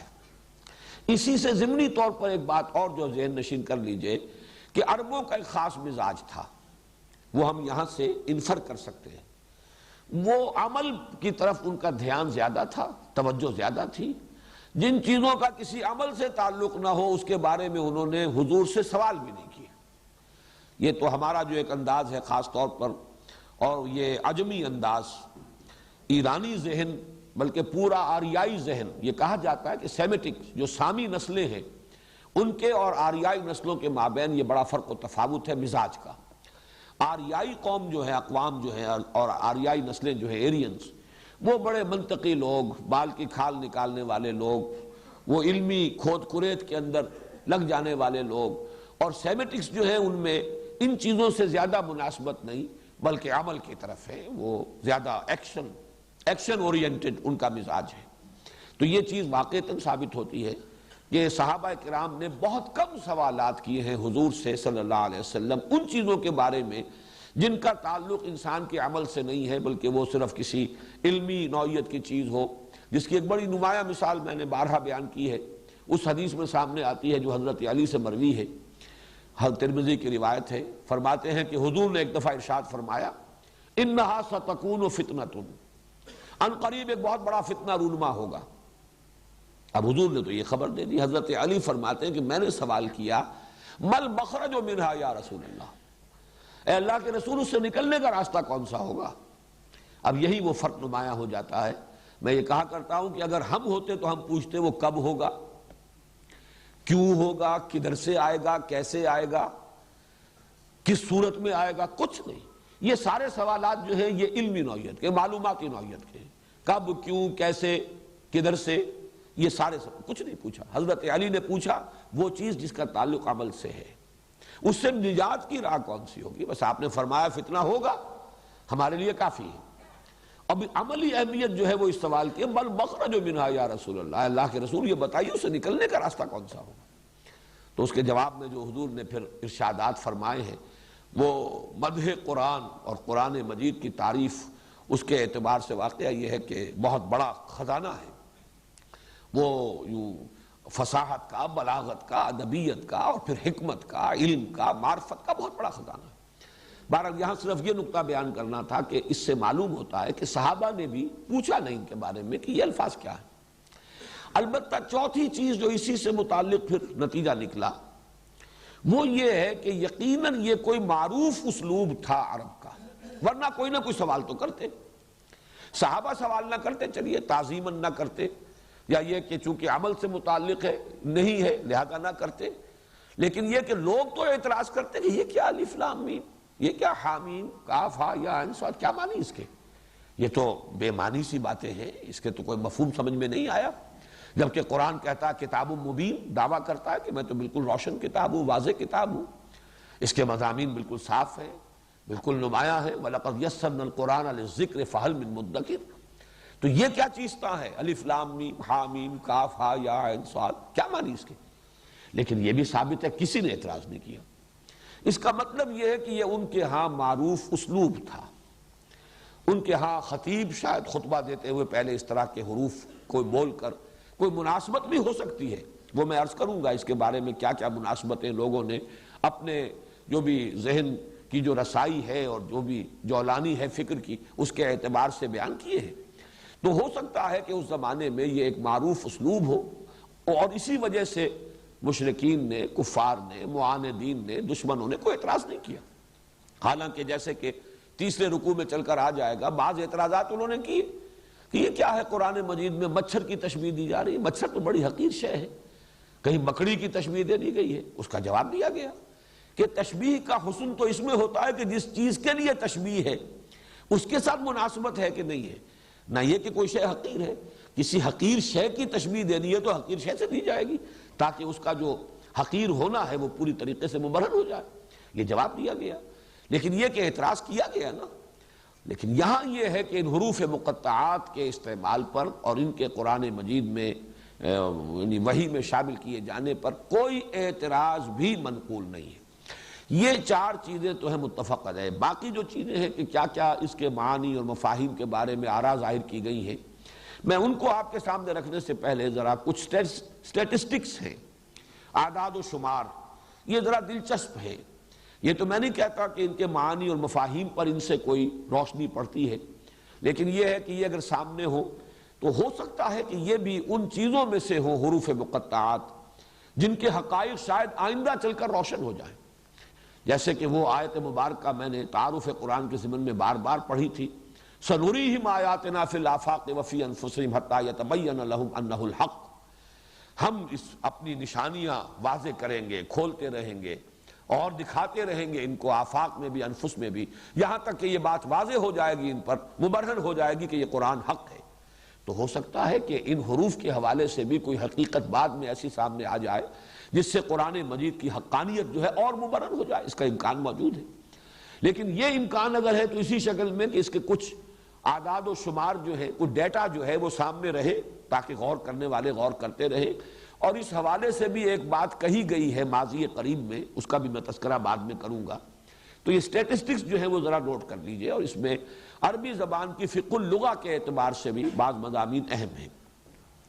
دیکھیے یہ حروف مقطعات جو ہے ظاہر بات ہے حروف ہجا ہیں، وہ جو تختی ہے حروف ہجا کی، الف با تا سا جیم ہا خا دال، وہ یا تک جائے گی، یہ تختی ہے. عربی زبان کے جو حروف ہجا ہیں ان کے بارے میں ایک اختلاف ہے کہ تعداد 28 ہے یا 29 ہے. یہ دونوں جو ہیں عدد مانے جاتے ہیں. کس اعتبار سے؟ الف تو ایک حرف ہے، شروع کا پہلا حرف ہے.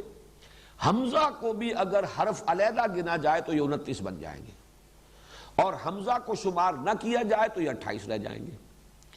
حمزہ اصل میں ہے کیا؟ الف پر ہی اگر زبر لگ جائے آ تو اب یہ حمزہ ہو گیا، یہ الف نہیں ہے. زیر لگ جائے ای، یہ بھی حمزہ ہوگا، یہ بھی الف نہیں ہے. پیش لگ جائے او تو یہ بھی حمزہ ہے، الف نہیں ہے. جزم ہو جیسے بے با، با یعنی با کے بعد الف ہے لیکن جزم لگ گیا با تو یہ بھی حمزہ ہے. تو الف اور حمزہ میں فرق یہ ہے کہ الف تو نام ہے صرف اس کا کہ اگر کوئی حرف اس سے پہلے مفتوح ہے، اس پر زبر آ رہا ہے تو الف لگ جائے گا تو وہ 2 زبر ہو جائیں گے بس، اللہ اللہ خیر صلی اللہ. اسی معنی میں واو کا استعمال بھی ہے. واو سے پہلے جو حرف ہے اس پر پیش ہے تو واو اس پیش کو کھینچ دیتا ہے. بے پر پیش ہو، با پر پیش بو، اور اس کے ساتھ واو تو بو، وہی پیش جو ہے گویا کہ 2 پیش بن گئے اور وہ ذرا کھچ گیا. یہ کا عمل بھی یہی ہے. یہ حروف ہے 3 حروف علت کہلاتے ہیں، الف اور واو اور یا. یا کا بھی معاملہ یہی ہے. یا سے پہلے اگر زیر ہے حرف پر تو یہ یا صرف یہ کرے گی کہ اس زیر کو کھینچ دے گی. بے زیر یہ بی، وہ گویا کہ اگر صرف زیر ہوتا تو بے اور یہ ساتھ لگ گیا تو بی. اس معنی میں الف بھی در حقیقت اپنے حرف ما قبل پر اگر زبر ہو تو اسے تھوڑا سا کھینچ کر اور ایک زبر کا اور اضافی فائدہ ہو جاتا ہے. لیکن یا اور واو میں یہ ہے کہ اس پر جزم بھی آئے گا، اس پر زبر بھی آئے گا، زیر بھی آئے گا، پیش بھی آئے گا، پھر بھی اسے وا کہیں گے. الف پر جزم آ جائے، زبر آ جائے، زیر آ جائے، پیش آ جائے تو اس کو الف نہیں کہتے، ہم حمزہ کہتے ہیں. تو یہ ذرا فرق ذہن میں رکھیے، الف ورسس حمزہ. یہ جو حروف ہجا ہیں عربی کے اس کے اعتبار سے اس کو سمجھ، اسی لیے حمزۃ الوصل کہتے ہیں. جہاں پر الف لگا ہوتا ہے، یا الف لام جو ہے، اب اس کا بھی ہم کہتے ہیں یہ لام تعریف، اور اس کے اندر وہ حمزہ جو ہے اس کو شمار ہی نہیں کرتے، الف کو شمار ہی نہیں کرتے، اس لیے کہ وہ حمزہ وصل ہے، لیکن اس کو حمزہ کہتے ہیں، الف نہیں کہتے۔ دوسری بات یہ نوٹ کیجئے کہ یہ جو 28 یا 29 حروف ہیں، بلکہ میں اب 28 کے اعتبار سے تقسیم کر رہا ہوں، ان کی پوری تختی کو 3 میں تقسیم کر لیں۔ درمیان میں 5 جوڑے ہیں تو 6، جن میں سے ہر جوڑے کے اندر ایک حرف ہے نقطے والا، ایک بغیر نقطے کے۔ دال زال، فرق کیا ہے؟ صرف نقطے کا۔ را زا، فرق کیا ہے؟ صرف نقطے کا۔ سین شین، یہاں پہ ایک کی بجائے 3 نقطے لگ گئے، لیکن فرق وہی ہے۔ صاد ضاد، وہی ایک نقطہ۔ طا ظا، ایک نقطے کا فرق۔ عین غین، ایک نقطے کا فرق۔ یہ ویسے تو 6 جوڑے ہیں، لیکن ان میں سے دال زال کو ذرا علیحدہ کر دیجئے تو را سے لے کر اور غین تک یہ 10 حروف درمیانی کی تختی ہے۔ ان میں یہ نوٹ کر لیجئے کہ ان میں سے نقطے والا حرف نہیں لیا گیا حروف مقطعات میں، بغیر نقطے کا لیا گیا ہے۔ را ہے، زا نہیں ہے، سین ہے، شین نہیں ہے، صاد ہے، ضاد نہیں ہے، طا ہے، ظا نہیں ہے، عین ہے، غین نہیں ہے۔ ان 5 جوڑوں میں سے 5 حروف جو نقطوں کے بغیر ہیں وہ حروف مقطعات میں شامل ہیں، اور جو نقطے والے ہیں وہ نہیں ہیں۔ کیوں نہیں ہے مجھے نہیں معلوم، لیکن صرف ایک آبزرویشن ہے، مشاہدہ ہے، یہ اس کی ایک جس کو میں کہہ رہا ہوں کہ یہ اعداد و شمار ہے، سامنے رہے تو شاید اس کے حوالے سے اگر غور کیا جائے تو کوئی حقیقت بعد میں کھل جائے، واللہ عالم۔ اب ادھر 9 حروف رہ گئے، الف با تا سا جیم ہا خا دال زال۔ ان میں سے صرف 2 حروف ہیں، الف اور ہا۔ 7 حروف اس میں سے نہیں آئے، حروف مقطعات میں شامل نہیں۔ جو آخری ہے 9، فا قاف کاف لام میم نون وا ہا یا، یہ جو الفاظ ہیں، یہ جو حروف ہیں 9، ان میں سے 7 ہیں، 2 نہیں ہیں۔ اس میں سے قاف بھی ہے، کاف بھی ہے، لام بھی ہے، میم بھی ہے، نون بھی ہے، صرف شروع کا فا نہیں ہے، آخر میں واو نہیں ہے، پھر یا بھی ہے۔ معلوم یہ ہوا کہ پہلے 9 میں سے صرف 2، آخری 9 میں سے صرف 2 نہیں ہے، 7۔ یہ 7 اور 2 مل کر 9 ہو گئے۔ درمیان کے 5 جوڑوں میں سے 5 جو غیر منقوط ہیں، کل 14 حروف استعمال ہوئے، اور 14 نصف بن جاتا ہے، جو میں نے ابھی عرض کیا تھا کہ اگر حروف ہجا 28 شمار کیے جائیں تو 28 میں سے 14 حروف مقطعات میں شامل ہیں، 14 نہیں۔ اب ایک اور اعتبار سے دیکھیے، it can be a coincidence, ہو سکتا ہے صرف اتفاقی بات ہو، لیکن قرآن مجید کا معاملہ ہے، ہم اس سے صرف محض اتفاقی نہ کہیں، ہو سکتا ہے اس میں بھی کوئی حکمت ہو، کہیں آئندہ جا کر وہ کھلے۔ 29 صورتیں ہیں 114 میں سے جن میں یہ حروف مقطعات آئے ہیں، اور حروف ہجا کے بارے میں بھی یہ ہے کہ یا 29 یا 28۔ 29 صورتوں کے شروع میں حروف ہجا آئے، اور 29 کا نصف تو ہو ہی نہیں سکتا، 28 ہی کا نصف ہوگا، اور وہ 14 ہیں، تو 14 حروف استعمال کیے گئے۔ 29 میں ایک ویسے ڈسپیوٹڈ ہے کہ حمزہ کو علیحدہ حرف مانا جائے یا نہ مانا جائے۔ ان میں سے اب نوٹ کر لیجئے کہ 2 ایک حرف بھی ہے 3 صورتوں میں، سورہ نون، سورہ قاف، سورہ صاد، یہ ایک حرف آیا ہے، اور یہ ایک صورت میں ایک حرف۔ 9 صورتوں میں 2 حروف آئے ہیں، حامیم، یہ 6 میں ہے، 7 میں ہے حامیم، اور تاہا، تاسین، یاسین، 6 میں حامیم اور 3 یہ تاسین، تاہا اور یاسین، یہ 9 صورتیں ہیں جن میں 2 حروف آئے ہیں۔ 13 صورتیں وہ ہیں جن میں 3 حروف آئے ہیں، الف لام میم 6 میں، الف لام را 5 میں، تا سین میم 2 میں۔ 2 صورتیں وہ ہیں جن میں 4 آئے ہیں، الف لام میم را، الف لام میم صاد، یہ 2 صورتیں جن میں 4 آئے ہیں۔ 2 صورتیں ہیں جن میں 5 آئے ہیں، کاف ہا یا عین صاد، اور ہا میم عین سین قاف، یہ 2 صورتیں۔ تو ان سب کو جمع کیجئے، 1 سے لے کر 5 تک کے حروف جو ہے مقطعات کی شکل میں آئے ہیں، اور ان میں بھی ایک بات میں پہلے بھی بتا چکا ہوں، حامیم 2 حروف ہیں لیکن آیت شمار ہوتے ہیں، الف لام را 3 ہے، آیت شمار نہیں ہوتی۔ یہ تمام چیزیں میں بیان کر چکا ہوں، شروع میں توقیفی ہیں جو حضور نے بتایا۔ ایک ہی صورت ہے جس میں حروف مقطعات 2 آیتوں پر مشتمل ہے۔ حامیم ایک آیت، عین سین قاف دوسری آیت۔ یہ سورہ شورى واحد صورت ہے قرآن مجید کی جس کی کہ 2 آیتیں حروف مقطعات پر مشتمل ہیں۔ یہ تو ہوئے وہ جو میں نے کہا تھا کچھ فیکٹس اینڈ فگرز، کچھ سٹیٹسٹکس، کچھ اعداد و شمار۔ اب آئیے ان کے مفہوم کے بارے میں۔ ایک رائے یہ ہے کہ یہ نام ہے، بہت سے حضرات کی رائے ہے سورتوں کے نام ہیں۔ جزوی طور پر یہ بات صحیح ہے۔ سورہ نون کو ہم سورہ نون کہتے ہیں نام کے نون کے حوالے سے، اگرچہ اس کا نام ایک اور بھی ہے، اس کو سورہ قلم بھی کہا گیا، نون والقلم وما یسطرون۔ سورہ قاف، اس کو سورہ قاف کہتے ہیں، اس کا کوئی اور دوسرا نام بھی نہیں۔ یاسین، اس کو سورہ یاسین کہتے ہیں، کوئی اور نام نہیں ہے اس کا۔ طٰہٰ، سورہ طٰہٰ کہتے ہیں، اس کا کوئی اور نام نہیں۔ صاد، سورہ صاد ہی اس کا نام ہے۔ اس اعتبار سے ایک رائے یہ ہے کہ تمام جو یہ حروف مقطعات ہیں یہ سورتوں کے نام ہیں۔ جزوی طور پر صحیح ہے بات، کلی طور پر صحیح نہیں، اس لیے کہ تمام سورتوں میں تو یہ آئے نہیں۔ نمبر 2 یہ کہ اگر الف لام میم 6 سورتوں کے شروع میں آ رہا ہے یہ حروف مقطعات، تو 6 سورتوں کا ایک نام تو نہیں ہو سکتا۔ الف لام میم سجدہ تو اگرچہ نام اس کا رکھا گیا ہے، سورہ سجدہ بھی کہہ دیتے ہیں، الف لام میم سجدہ بھی کہہ دیتے ہیں، حامیم سجدہ سے علیحدہ کرنے کے لیے۔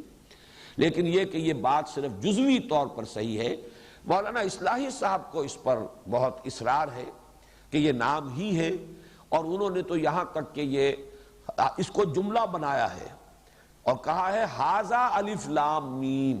الف لام میم سے پہلے ھذا کو گویا کہ محذوف مانا ہے، یہ الف لام میم ہے، یہ ترجمہ کیا ہے۔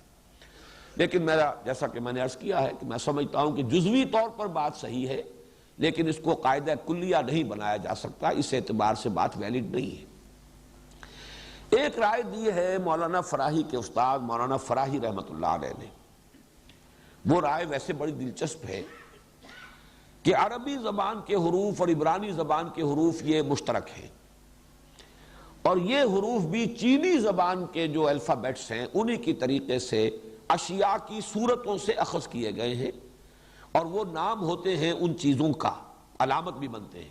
بعض زبانیں جو ہیں، اکثر زبانیں تو وہ ہیں کہ جن کے الفابیٹس جو ہیں آواز کے حوالے سے ہیں، لیکن یہ کہ بعض زبانوں کے الفابیٹس شکلوں سے ہیں، وہ اشیاء کی صورتوں سے اخذ کیے گئے ہیں۔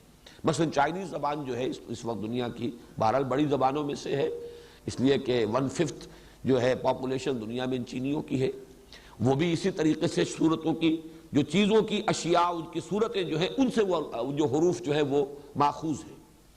تو مولانا فراہی کی تحقیق یہ ہے کہ عربی اور عبرانی کے حروف الفابیٹس جو ہیں یہ بھی اشیاء کی صورتوں سے۔ الف کچھ گائے کے سر کے مانند لکھا جاتا تھا، اور اس سے مراد بھی گائے ہے۔ بے کو بیت، بیت الفابیٹ جو آپ کہتے ہیں، الفابیٹ الف بیت، یہ بیت کیا ہے؟ یہ عبرانی کا بیت ہے، اور یہ بیت کیا ہے؟ گھر، بیت۔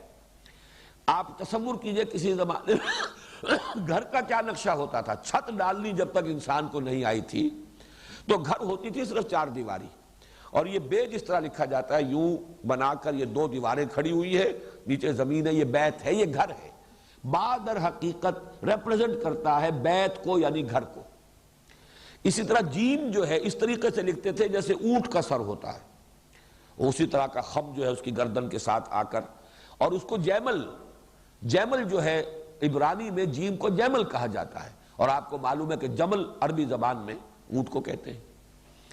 اسی طریقے سے نون، نون یہ مچھلی کے مانند لکھا جاتا تھا، جیسے مچھلی کا آپ نے کبھی کسی مصور کے ہاں دیکھا ہو تصویر میں، تو بس ایک کرڈ لائن، کرڈ لائن کے ساتھ ایک نقطہ اگر تو ذرا آپ نے اوپر کر کے درمیان میں ڈال دیا تو یہ چاند تارے کو ریپرزنٹ کرے گا، اور اگر ایک طرف نقطہ ڈالا ہے تو یہ مچھلی کی شکل بن جائے گی، وہ نقطہ آنکھ کو ریپرزنٹ کرے گا اور یہ مچھلی کی صورت بن جائے گا۔ اور یہ قرآن سے ثابت ہے، نون کا لفظ جو ہے مچھلی کے معنی میں قرآن میں آیا ہے۔ وَظَنُّونِ إِذْ ذَهَبَ مُغَاضِبًا، اور حضرت یونس علیہ السلام جس کو کہ اللہ کے حکم سے مچھلی نے نگل لیا تھا، اور مچھلی کے پیٹ میں وہ رہے ہیں ایک طرح سے قیدی، اللہ تعالیٰ کے قیدی، پھر مچھلی نے اگلا ہے انہیں، تو یہ مچھلی والے، اور صاحب الحوت کہا گیا ہے سورہ نون میں۔ سورہ نون کے آخر میں حضرت یونس علیہ السلام کا ذکر آ رہا ہے صاحب الحوت، فاصبر لحکم ربک ولا تکن کصاحب الحوت اذ نادی وہو مکظوم، اور صاحب الحوت مچھلی والا، اور سورت شروع ہو رہی ہے نون والقلم وما یسطرون، گویا کہ مناسبت ہے، آخر میں صاحب الحوت ذو النون کا ذکر ہو رہا ہے اور نون سے سورت شروع ہوئی ہے۔ اسی طرح مولانا فرائی کا کہنا ہے کہ توئے جو لکھتے تھے یہ عبرانی زبان میں تا جو ہے یہ سانپ کو ریپرزنٹ کرتی ہے، توئے، تا جسے ہم کہیں گے عربی کے اعتبار سے، اردو میں توئے کہتے ہیں۔ جیسے کوبرا کبھی آپ نے دیکھا ہو، اس نے پھن اٹھایا ہوا ہو تو ایک اس کا دھڑ کا حصہ جو ہے اٹھا ہوا ہے، اوپر پھن ہے اور نیچے کنڈلی ہے، تو تا جو ہے در حقیقت وہ ایک طریقے سے ریپرزنٹ کرتا ہے سانپ کو۔ اور یہ بھی بات ہے صحیح، جن صورتوں میں حضرت موسیٰ علیہ السلام کے حالات جو ہیں خصوصاً ذکر کیے گئے ہیں، ان میں شروع میں جو حروف آئے ہیں وہ تا کے ساتھ ہیں، تا تو تقریباً جو اس کے 5 رکوع ہیں وہ حضرت موسیٰ علیہ السلام کے حالات پر ہے، اور ان کا سب سے بڑا معجزہ یہی تھا کہ ان کی لاٹھی جو ہے وہ سانپ کی شکل اختیار کر لیتی تھی۔ تو یہ ایک مناسبت سی نظر آ رہی ہے اس کے اندر۔ تو یہ مختلف چیزیں ایسی ہیں کہ جو انہوں نے، میم وہ کہتے ہیں کہ پانی کی لہر، میم جیسے لکھی جاتی ہے، وہ میم پڑی میم، ایک تو وہ نیچے کھڑی میم جو ہوتی ہے اس کا نیچے آپ لے جاتے ہیں ڈنڈا، لیکن عام طور پر میم جو ہے عربی زبان کی وہ پڑی میم جو ہے ایک طرف کنڈی سی ہے اور دوسری طرف وہ اس کا وہ بازو تقریباً ہاریزونٹل جو جاتا ہے، یہ سمندر کی لہر کے مانند۔ اس میں بھی وہ صورتیں کہ جن میں حضرت موسیٰ علیہ السلام کے عصا سے سمندر کا پھٹ جانا جو ہے اس کا تذکرہ ہے، اس کے شروع میں الف لام میم طا سین میم، ان صورتوں میں میم کا جو ہے حرف آیا ہے۔ تو یہ بھی میں سمجھتا ہوں کہ ایک درجے میں دلچسپی کی بات ہے، ایک مناسبت بعض حروف میں تو یقیناً نظر آ رہی ہے، نون کی سورہ نون کے ساتھ مناسبت، تا کی تا ہا تا سین میم کے ساتھ مناسبت، یہ کافی سمجھ میں آنے والی باتیں ہیں، لیکن اس پر بھی تمام چیزیں جو ہیں وہ ایکسپلین نہیں کی جا سکتی، اسے بھی قاعدہ کلیہ جو ہے پوری بات اس کے اندر نہیں سمجھی جا سکتی۔ تیسری بات جس کا میں اشارہ کرنا چاہتا ہوں، میں نے عرض بھی کیا تھا، یہ موسٹ ریسنٹ واقعہ ہوا کہ 19 کے عدد کے حوالے سے ایک شخص نے، ڈاکٹر رشاد خلیفہ امریکہ میں ہوتے تھے، یہ اب فوت ہو چکا ہے اور مرتد ہو کر فوت ہوا ہے، ویسے بھی پہلے بھی لوگوں کو دھوکہ ہوا، ورنہ وہ شخص مسلمان نہیں تھا، بہائی تھا، اور اس نے 19 کے ہندسے سے قرآن کے ایک سائنٹیفک ثبوت کے طور پر اس کو پیش کیا کہ اس کا ایک میتھمیٹیکل نظام ہے، اور کمپیوٹر نے ثابت کر دیا ہے قرآن کا کلام اللہ ہونا، اور یہ چیزیں ایسی ہیں کہ جو عام مسلمانوں کی دلچسپی کی ہوتی ہیں، تو بڑی جنگل کی آگ کی طرح وہ بات پھیلی تھی، نیک دل لوگوں نے اس کے اپنے طور پر چھپوا کر وہ تقسیم کیے، حالانکہ قرآن مجید کے لیے اس قسم کے ثبوت جو ہے وہ اہمیت کے حامل نہیں ہے۔ لیکن یہ کہ وہ بات بھی ایک اعتبار سے میرے نزدیک چونکہ جزوی طور پر صحیح ہے تو میں تذکرہ کر رہا ہوں۔ یہ اس کا کہنا یہ ہے کہ جو حروف آئے شروع میں، اس سورت کے شروع میں جو حروف آئے ہیں وہ حروف اس سورت کے اندر 19 کا ملٹیپل کی شکل میں آئے، ایک میتھمیٹیکل سسٹم ہے قرآن کا۔ اس کی بدبختی یہ ہوئی کہ یہ اصول اس نے ایسا قطعی قرار دے دیا کہ جہاں یہ فٹ نہیں بیٹھا اس نے کہا یہ قرآن کی صورت ہی در حقیقت غلط ہے، اس کی یہ 2 آیتیں، تو جہاں بھی یہ چیز اس کا نظام میتھمیٹیکل نظام ہے وہ فٹ نہیں بیٹھا، اس نے اس کو کہا کہ یہ قرآن مجید میں بعد میں اضافہ ہوا ہے یا یہ محفوظ نہیں ہے، قرآن کی غیر محفوظیت کی بات کر کے اس نے، اور پھر اس بدبخت نے نبوت کا دعویٰ بھی کیا، اور پھر وہ قتل کیا گیا، کسی شخص نے اسے قتل کر دیا۔ یہ رشاد خلیفہ کا حشر جو ہے وہ ہو چکا ہے، ورنہ قرآن مجید پر اس نے بڑا شدید حملہ کیا تھا، پہلے ایک چیپ پاپولیرٹی حاصل کی اس حوالے سے، اور اس کے بعد جو ہے اس نے وہ اپنی نبوت کی دکان چمکائی اور قرآن مجید کے غیر محفوظ ہونے کا ایک دعویٰ لے کر کھڑا ہو گیا۔ بہرحال وہ تو اس دنیا کے اعتبار سے تو کیفر کردار کو پہنچ چکا ہے، آخرت میں اللہ تعالیٰ جو بھی اس کے ساتھ معاملہ کرے۔ لیکن یہ نوٹ کر لیجئے کہ یہ بات بھی میں نے محسوس کیا تھا کہ جزوی طور پر صحیح ہے، خاص طور پر سورہ قاف میں، سورہ قاف جو شروع ہوتی ہے قاف والقرآن المجید سے، 57 مرتبہ آیا ہے حرف قاف، یہ میں نے گنتی بھی کی ہے۔ اصل میں بڑی صورتوں کا تو بڑا مشکل ہے، آدمی اسی کام کے لیے بیٹھ جائے وہ حروف کی گنتی کرے، لیکن یہ کہ بہت سے حضرات نے یہ کام کیا، تنقیدیں بھی کی، ثابت بھی کیا کہ اس نے جھوٹ بھی بولا ہے، غلط اعداد و شمار بھی دیے ہیں، لیکن یہ سورہ قاف میں مجھے ایک کافی اس کی بات جو ہے وزنی نظر آئی کہ 57 مرتبہ آیا ہے، اور ایک جگہ پر قوم لوط کی بجائے اخوان و لوط آیا ہے۔ پورے قرآن میں حضرت لوط علیہ السلام کا جہاں ذکر ہوا ہے کہیں اخوان و لوط نہیں آیا، قوم لوط آیا ہے۔ سورہ قاف میں قوم اگر آ جاتا لوط کے ساتھ بھی تو یہ حرف جو ہے قاف سورہ قاف کے اندر 58 مرتبہ ہو جاتا اور وہ ملٹیپل نہ رہتا 19 کا۔ اس اعتبار سے بعض جگہوں پر یہ بات بھی ایک جزوی حقیقت ہو سکتی ہے۔ اس نے بڑی ایک طرح سے کنونسنگ ایک قرآن مجید سے استشہاد بھی کیا تھا، علیہا 19 یہ سورہ مدثر میں جو آیت آئی ہے کہ جہنم پر جو فرشتے یا جو اس کے نگران ہیں، پہرے دار ہیں، وہ 19 ہیں۔ 19 فرشتے کہیں، سرہنگ کہیں، جو بھی وہاں کے ذمہ دار نگران ہیں، 19 ہیں، علیہا 19۔ اب یہ 19 کا لفظ وہاں پر آیا ہے۔ اس نے کہا قرآن مجید کو بھی گارڈ کر رہا ہے 19 کا ہندسہ۔ یہ اس اعتبار سے اس نے بات شروع کی، لیکن یہ کہ اول تو مجھے اس کی بات پہلے غلط محسوس ہوئی۔ اس نے کہا آیت بسم اللہ کے 19 حروف ہیں، حالانکہ وہ 19 حروف نہیں بنتے۔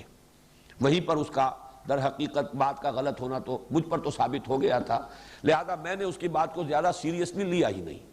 البتہ آج کی دنیا میں چونکہ ایک بہت بڑی معروف شخصیت ہے شیخ احمد دیدات، اور وہ عیسائیت کی تردید میں اور مناظرے جو انہوں نے کامیاب کیے ہیں عیسائی علماء سے اور پادریوں سے، اس میں جو انہیں اللہ نے کامیابیاں دی ہیں، اس کی وجہ سے وہ بہت پاپولر ہیں، بہت یعنی دنیا کے اندر عالم اسلام میں وہ بہت زیادہ متاثر ہو گئے تھے اس سے رشاد سے، اور انہوں نے اس خیال کو بہت پھیلایا ہے۔ الحمدللہ کہ اس درجے میں کبھی بھی میں قائل نہیں ہوا اور نہ میں نے اس کو اس انداز سے پھیلایا۔ بعد میں بہرحال انہوں نے بھی پھر اپنا وہ جو رجوع کرنا اور توبہ، انہوں نے خط لکھا کہ میں مغالطے میں تھا اس شخص کے بارے میں، اور اس سے انہوں نے اعلان برات کیا ہے۔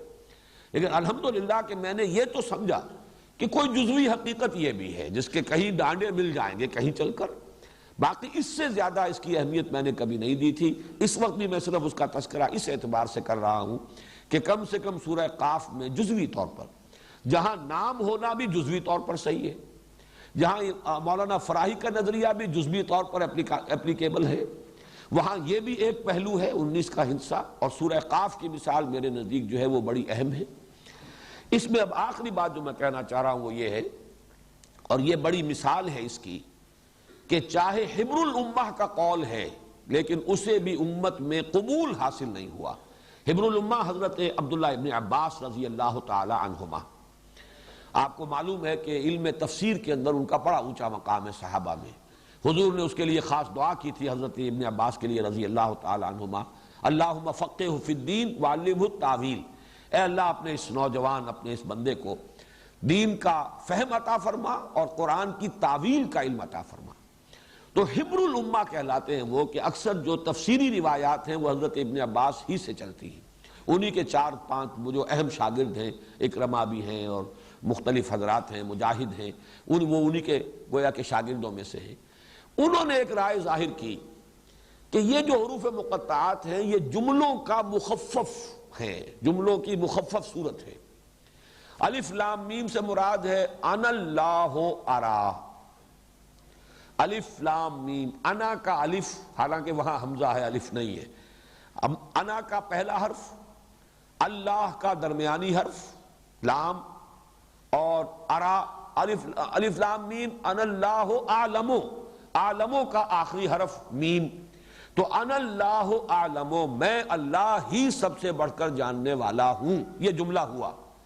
اس کا پہلے لفظ کا پہلا حرف، درمیانی لفظ کا درمیانی حرف، آخری لفظ کا آخری حرف، الف لام میم بن گیا۔ الف لام را سے مراد ہے اللہ ارا۔ اب یہ بھی ان کا اپنا ایک خیال ہے، تو میں اس کو اس لیے دلیل کے طور پر لا رہا ہوں کہ ہمارے مفسرین نے اسے قبول نہیں کیا۔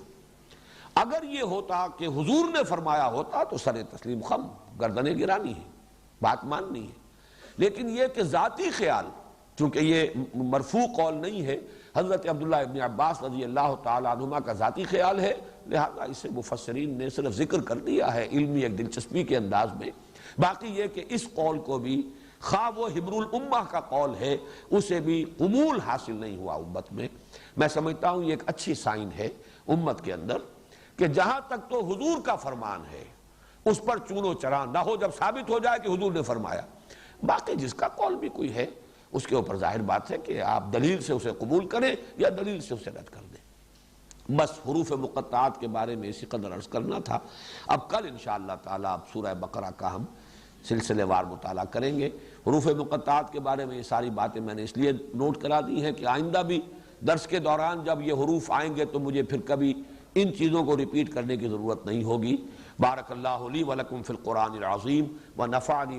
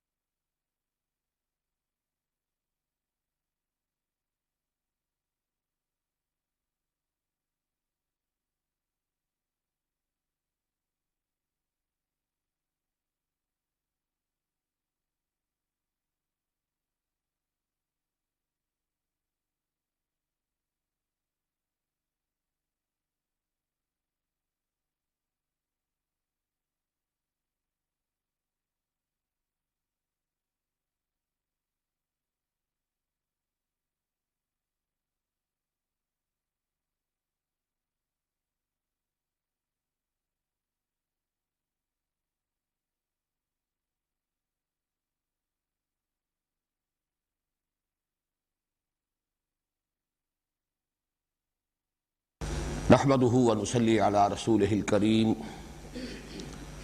اما بعد فاعوذ بالله من الشيطان الرجيم بسم الله الرحمن الرحيم الف لام میم ذلك الكتاب لا ريب فيه هدى للمتقين الف لام میم ذلك الكتاب لا ريب فيه هدى للمتقين الذين يؤمنون بالغيب ويقيمون الصلاة ومما رزقناهم ينفقون والذين يؤمنون بما أنزل إليك وما أنزل من قبلك وبالآخرة هم يوقنون أولئك على هدى من ربهم وأولئك هم المفلحون إن الذين كفروا سواء عليهم أأنذرتهم أم